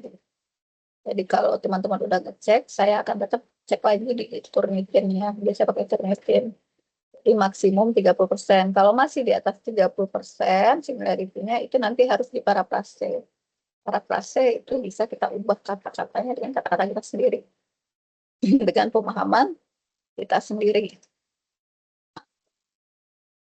Nah, ini kita masuk ke tugas 1. Tugas 1 apa yang dikerjakan? Ini kan minggu ini ya. Itu tadi bab 1. Menyusun topik, latar belakang, rumusan masalah, tujuan, dan kontribusi atau manfaat penelitian. Nah, mencari, membaca, dan merangkum minimal 10 referensi yang diterbitkan dalam 5 tahun terakhir. Jadi kita cari referensi atau jurnal-jurnal biasanya, atau penelitian-penelitian yang mirip atau apa ya, atau yang kita kembangkan. Jadi penelitian kita ini pengembangan dari penelitian sebelumnya. Nah, itu 10 referensi. Dan harus 5 tahun terakhir. Jadi biasanya jurnal itu dari tahun 2020 kalau 5 tahun terakhir berarti ya. Dan 5 di antaranya berupa artikel jurnal, sementara sisanya berupa buku atau sumber ilmiah lainnya yang akan menjadi referensi utama. Jadi dari latar belakang itu, di bab 1 itu, di topik itu kita cari 10 referensi, tapi dia harus 5 tahun terakhir. Jadi kalaupun buku terbitan tahun 2020. Nah, itu kalau dari 10 referensi itu 5-nya harus jurnal penelitian. Kalau cara mencari jurnal itu bisa kalian cari di Google Scholar. Kalau kalian meneliti tentang, teman-teman meneliti tentang kinerja, di situ cari aja. Soalnya pengaruh good corporate governance terhadap nilai perusahaan. Nah, kita cari 5 jurnal, 10 referensi, tapi 5 diantaranya itu jurnal yang mirip dengan tulisan kita. Kemudian membuat kerangka karangan penulisan proposal penelitian, kerangka berpikir yang seperti apa, menyusun referensi daftar pustaka dari bahan yang telah diajukan. Nah, ini saya minta teman-teman mempelajari Mendeley. Jadi nanti sebaiknya daftar pustakanya itu ini memakai software Mendeley itu sendiri, ya. Jadi kalau misalnya di tugas pertama ini belum bisa, nanti di tugas 4 harus sudah pakai Mendeley. Kalau sekarang anggaplah masih manual. Kemudian mengunggah hasil tugas 1 pada tempat tugas yang tersedia pada e-learning. Penelitian paling lambat 2 hari sebelum pelaksanaan sesi Pluton berikutnya. Nah, ini kita lihat aja due date-nya. Jadi kalau saya nggak harus 2 hari, tapi sebelum due date, sebelum, kan ada tuh biasanya di tugas itu ada kapan terakhir. Nah, itu sebaiknya dikumpulkan sebelum itu. Tapi lebih cepat teman-teman mengumpulkan lebih baik, karena biasanya kalau di akhir waktu itu sistem agak overload. Nah, nanti saya nggak mau ada alasan, Bu, saya nggak bisa ngumpulin tugas 1 karena sistemnya rusak. Nggak mau saya seperti itu, nggak ada alasan.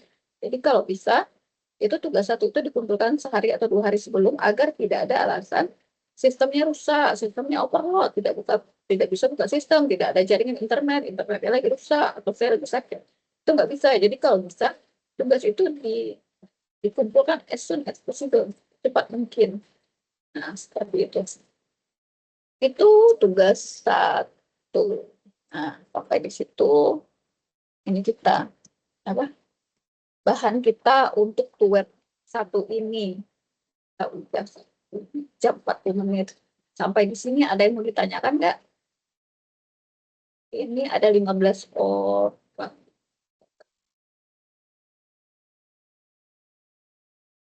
15 orang. Berarti 14 orang ya? Ada 1 yang nggak masuk ya? Iya, Oktaviani, gimana Oktaviani? Izin bertanya, Bu, untuk berarti untuk tugas metode penelitian ini sama perlakuannya seperti Karil, Bu. Kebetulan saya udah selesai Karil karena kemarin metode penelitian karena ada kurikulum baru, nilai saya kan kurang, jadinya saya mengulang dan baru tahu ternyata metode penelitian seperti Karil ya.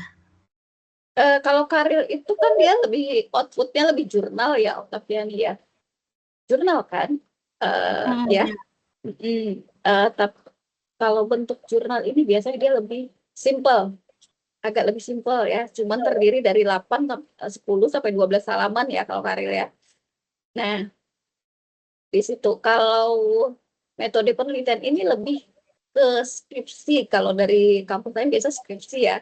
Tapi dia cuma sampai bab 1, bab 2, bab 3. Tidak masuk ke penelitian dan pembahasan. Tidak ada kesimpulan, tidak ada penutup. Kalau jurnal kan ada penelitian, ada pembahasan, ada kesimpulan. Iya. Nah, kalau metode penelitian ini cuma sampai bab 3-nya aja. Jadi latar belakang, tujuan, rumusan. Jadi kalau Oktaviani udah pernah ambil karir, sebenarnya lebih enak, lebih paham gitu kan. Nah, tapi dia di tinjauan teoritisnya itu akan lebih panjang. Kalau jurnal dia kan agak lebih simple, singkat ya. Karena keterbatasan apa, misalnya pengertian kinerja, dia cuma pengertian kinerja sama indikator. Nah, kalau di metode penelitian ini, kita akan lebih panjang, faktor apa, kita lebih kan menjelaskan secara mendalam gitu. Nah, Oh, tapi dia cuma sampai bab 3, jadi tidak oh, mengolah data. oh iya. Jadi lebih fokus ke metode penelitiannya ya, Bu ya? Iya, proposal. Proposal Proposal. untuk Nah, oh, iya. kalau Ya. jurnal itu kan sebenarnya bentuk mini dari skripsi ya, Ya. bentuk mini dari tugas akhir yang dipersingkat, ya kan?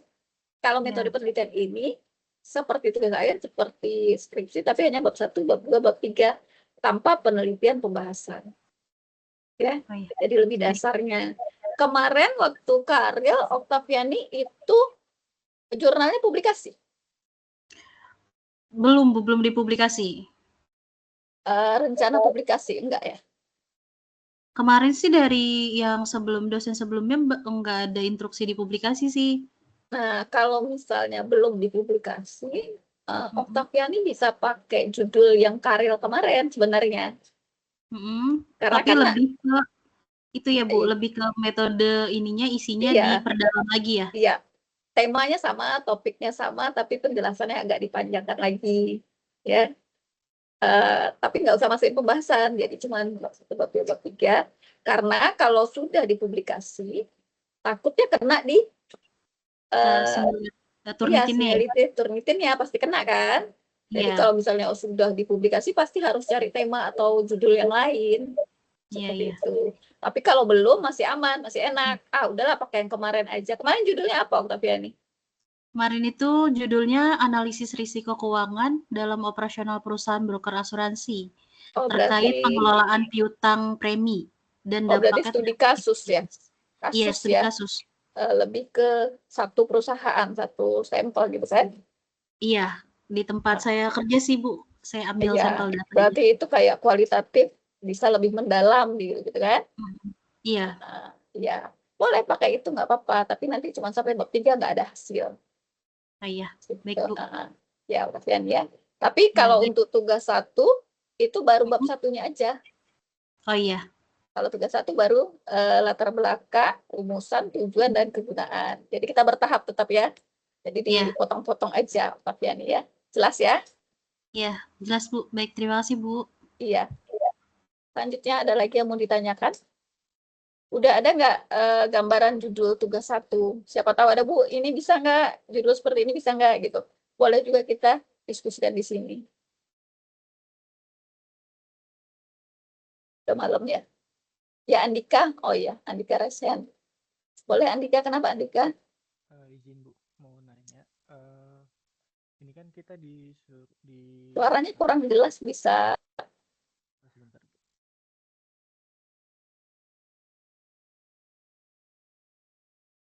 Tes ya Bu.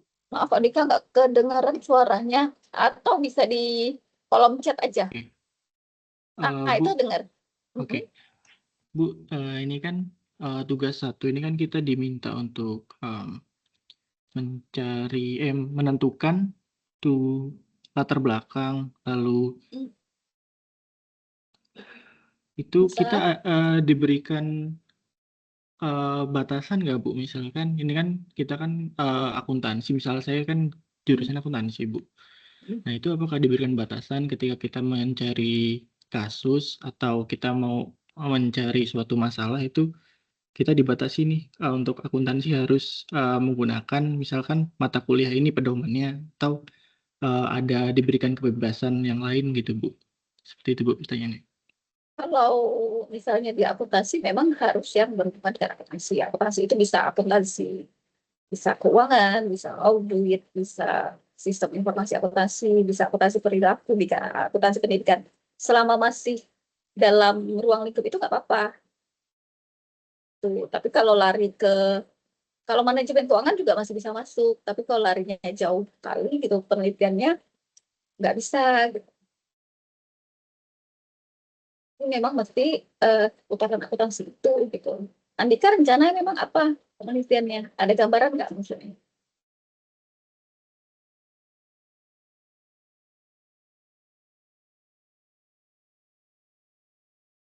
Andika, udah ada gambaran judul atau topik atau tema atau objeknya nggak, Andika? Pak, kedengeran suaranya?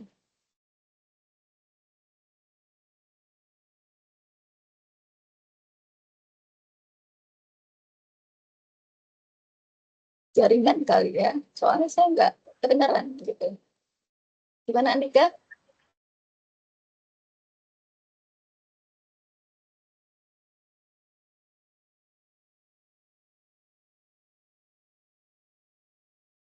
Saya cek di chat ya, ini ada yang mengetik.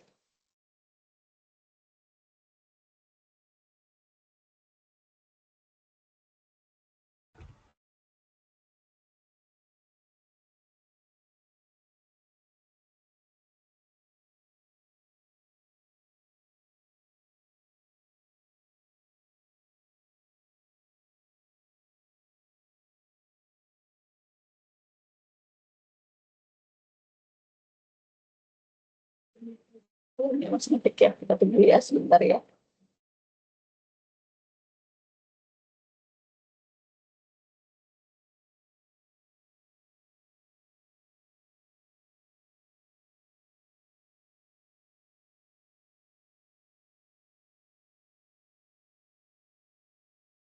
Terkait dengan penerapan pencatatan akuntansi di UGM lebih berdampak terhadap kesehatan keuangan bagi UMKM ketika melakukan pencatatan. Bisa kok akuntansi itu. Berarti lebih ke akuntansi keuangan tapi pada UMKM. Boleh ya Andika ya, nggak apa-apa. Penerapan pencatatan akuntansi, pencatatan keuangan. Ya masuklah di akuntansi. Nggak apa-apa. Itu juga kasus biasanya ya. Boleh, nanti saya cek aja. Nah, nanti larinya ke kualitatif. Tapi kalau misalnya dia di beberapa UMKM itu kuantitatif. Nanti kita lihat aja seperti apa eh, ininya. Andika bawa arah kemana. Kemudian ini pertanyaan dari Kania Marcia Devana. Bu izin bertanya bagaimana kami menentukan judul proposal. Karena kalau dari saya belum ada gambaran untuk judul. Nah, Kania ini tertariknya di mana? Coba baca-baca penelitian-penelitian dari yang lain. Tertarik nggak? Nanti lakukan pengembangan. Nanti kalau misalnya coba baca-baca, cari-cari jurnal-jurnal sebelumnya atau jurnal-jurnal di Google Scholar, Scholar, itu Kania cari-cari di situ nanti Kania bisa kembangkan. Misalnya Kania tambah beberapa variabel atau seperti apa. Banyak-banyak baca jurnal. Nanti Kak bisa japri saya aja, misalnya mau Bu, saya mau ini nih cari tempat ini. Nanti saya bantu untuk pencarian jurnalnya. Seperti jelas nggak kan ya? Coba baca jurnal dulu, nanti tertariknya di mana. Ini kemudian Ahmad Fatan Fahturijal ya. Saya ada pertanyaan juga Bu, untuk pengambilan sumber-sumber, apakah harus melakukan verifikasi sumber dan apabila diharuskan, apakah dicantumkan di proposal? Eh, Sumber sekunder, kalau misalnya sumber sekundernya dapat di sumber sekunder. Ya biasanya sumber sekunder itu sudah diterbitkan, misalnya data keuangan perusahaan itu sudah divalidasi, sudah eh, sumbernya pasti benar gitu kan.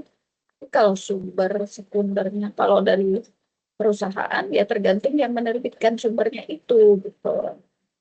Kalau misalnya bisa diverifikasi nggak apa-apa. Tapi ya memang yang menerbitkan itu memang benar-benar yang kompeten gitu, bukan dari catatan harian seseorang gitu. Nah itu tidak bisa diverifikasi sebaiknya. Nah dicantumkan di proposal, iya harus kita cantumkan semua data itu, kita cantumkan di proposal, di referensi, di daftar. Kemudian ini Andika, apabila tugas satu sudah selesai tapi di perjalanan terjadi kesulitan dalam pengembangan di tugas selanjutnya, apakah boleh ganti judul? Biasanya kan di tugas satu. Nah, itu tadi kita sebutkan. Kalau kita mau melakukan penelitian, kita yakin kita mempunyai sumber daya untuk melakukan penelitian itu. Jadi dari awal kita udah yakin nih, kita bakalan dapat datanya, kita bisa. Tapi kalau ternyata ada kesulitan, rasa saya kalau untuk metode penelitian ini karena kita tidak sampai proses ke hasil penelitian, hanya sampai metode, rasanya tidak sulit kan, eh, tidak sulit dalam mencari data, karena kan kita tidak mengumpulkan data, kita cuma buat ininya aja, baru sampai metode analisis datanya aja. Tidak sampai pengumpulan data, tidak sampai analisis data, cuman metode-metode yang kita gunakan aja. Saya tidak akan kesulitan, ya kan? Tapi kalau dalam perkembangannya mau ganti, setelah konsultasi dengan saya boleh, nggak apa-apa, nggak apa-apa, kan? Tapi sebaiknya harus sejalan, karena nanti saya akan ngecek lagi dari awal, gitu kan? Seperti itu. Jadi kayak boleh penggantian di tugas 4 juga boleh, nggak apa-apa. Tapi sebaiknya dari awal sudah yakin, ya. Jadi nanti kalau tidak yakin atau saya rasa ya penelitian itu tidak ini, ya di tugas 2 paling kita sudah ganti. Kemudian izin Bu, kalau untuk judul proposalnya terkait pengaruh GCG pada salah satu perusahaan publik, mungkin yang datanya seperti laporan keuangan sudah ada di BI. Apakah bisa Bu? Nah ini bisa. Sekarang banyak rata-rata penelitian itu seperti ini. Dia ngambil studi empiris. Jadi beberapa perusahaan misalnya, tapi dengan satu perusahaan. Karena dia kuantitatif jatuhnya kan. Jadi misalnya perusahaan-perusahaan pertambangan di BI dari tahun berapa ke tahun berapa. Nah ini bagus. Pengaruh GCG itu terhadap laporan keuangan. Analisis pengaruh GCG laporan keuangan. Nah bisa, tapi ini kan variabelnya baru satu nih, variabel GCG. Pengaruh GCG ini terhadap apa? Apakah terhadap nilai perusahaan? Apakah terhadap ketaatan membayar pajak? Nah terhadap apa? Jadi kita coba baca jurnal agar kita ngelihat nih seperti apa nih. Jadi biasanya kalau empiris ini kuantitatif dia pengaruh variabel satu terhadap variabel lain. Jadi bisa ya tuh kita nanti datanya bisa ambil di BEI dan itu tersedia gratis. Asal kita rajin dari datanya. Lebih mudah nanti kita tabulasi. Nah, tapi metode penelitian ini kan nggak perlu ngambil data. Jadi nggak usah lah. Tapi bisa kita pakai itu. Ya. Jadi pakai pengaruh GCG terhadap apa gitu. Nanti dijelaskan di metode pengukurannya seperti apa, definisi operasionalnya seperti apa. Nah, seperti itu. Jelas ya? Ada lagi nggak yang mau ditanyakan?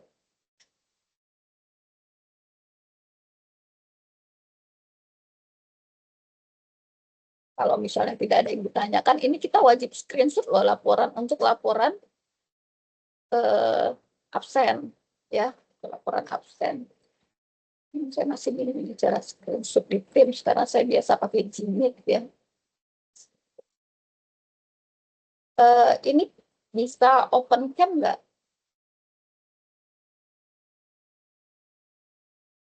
Ya, bisa open cam. Untuk teman-teman bisa open cam, jadi kita untuk dokumentasi di universitas terbuka.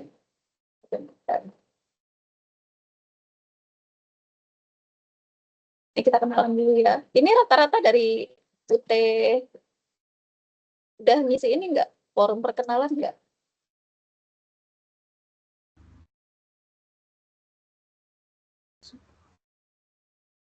Forum perkenalan di e-learning udah pada ngisi nggak? Sudah, Bu. Udah ya. Berarti nggak sama nih ya UT-nya dari beda-beda ya? Kemungkinan. Dengan beda. Kania, Nevara, yang view-nya together mode.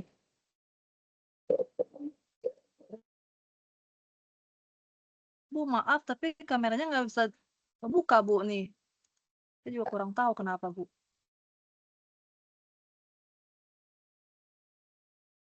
Sama siapa tuh? Suara saya, kan ya? Kania ya? Oh, nggak bisa ya, udah berapa namanya kan? Iya, Kania, Marsiana, Devana ya. Tapi udah di ini, strip di kameranya udah di Hilangkan. Udah di allow. Ya udah nggak apa-apa. Ini saya buat 2.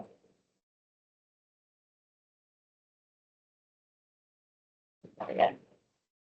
Screenshot dulu. Nah, ini nanti absen yang di e-learning saya aja yang isi ya. Oke, Bu. Sampai di sini ada yang mau ditanyakan lagi nggak?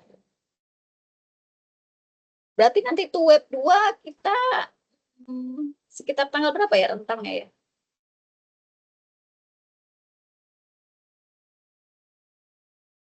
Nah, untuk web 2 kita sepakati lagi aja ya. Kapan yang bisa. Pengennya malam terus kayak gini atau weekend?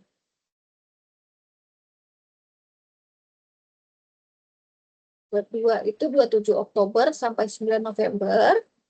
Nah, itu rentang waktunya ya 27 Oktober. Jadi nanti kita buat diskusikan aja di grup WA aja ya.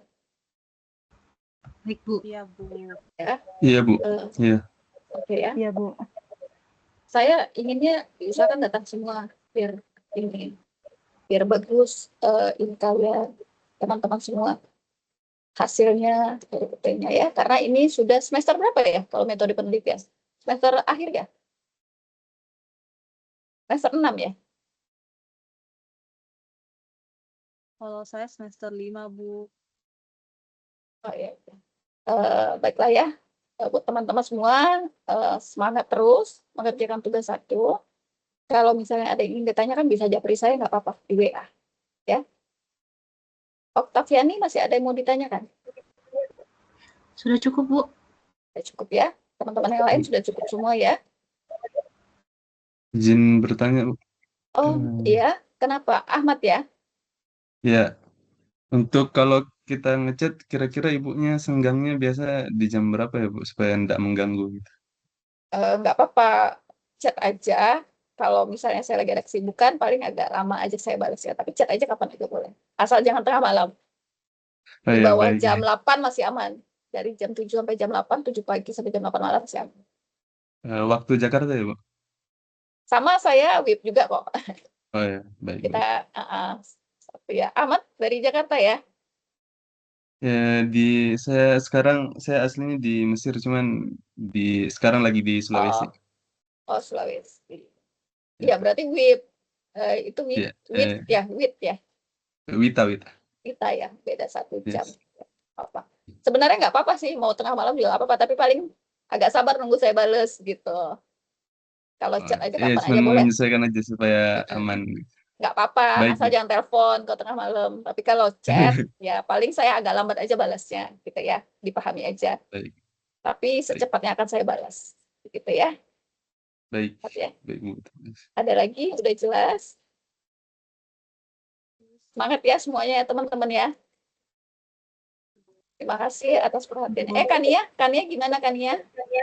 Iya, Bu. Saya mau tanya, ada contoh nggak ya, Bu? Misalkan dari metode penelitian yang sebelumnya gitu. Oh iya, nanti Oh, saya jadi kirimkan referensi. contoh-contohnya di WA grup aja ya. Oke. Nah, waktunya udah sedikit nih. Iya, oke. Gimana ya? Makasih, Bu. Iya, nanti saya kirimkan contoh-contoh dari UT sebelumnya dari teman-teman lain gitu ya. Iya. Oke. Makasih, Bu. Saja malam ini kita 2 jam ya, ini udah 1 jam 59 menit. Terima kasih semuanya. Kalau ada yang mau tanya bisa japri saya. Kalau kurang jelas, terima kasih. Assalamualaikum warahmatullahi wabarakatuh. Waalaikumsalam warahmatullahi wabarakatuh. Waalaikumsalam Terima kasih, Bu. Terima kasih, Bu. Terima kasih, Bu. Ya, sama-sama. Ya, izin live.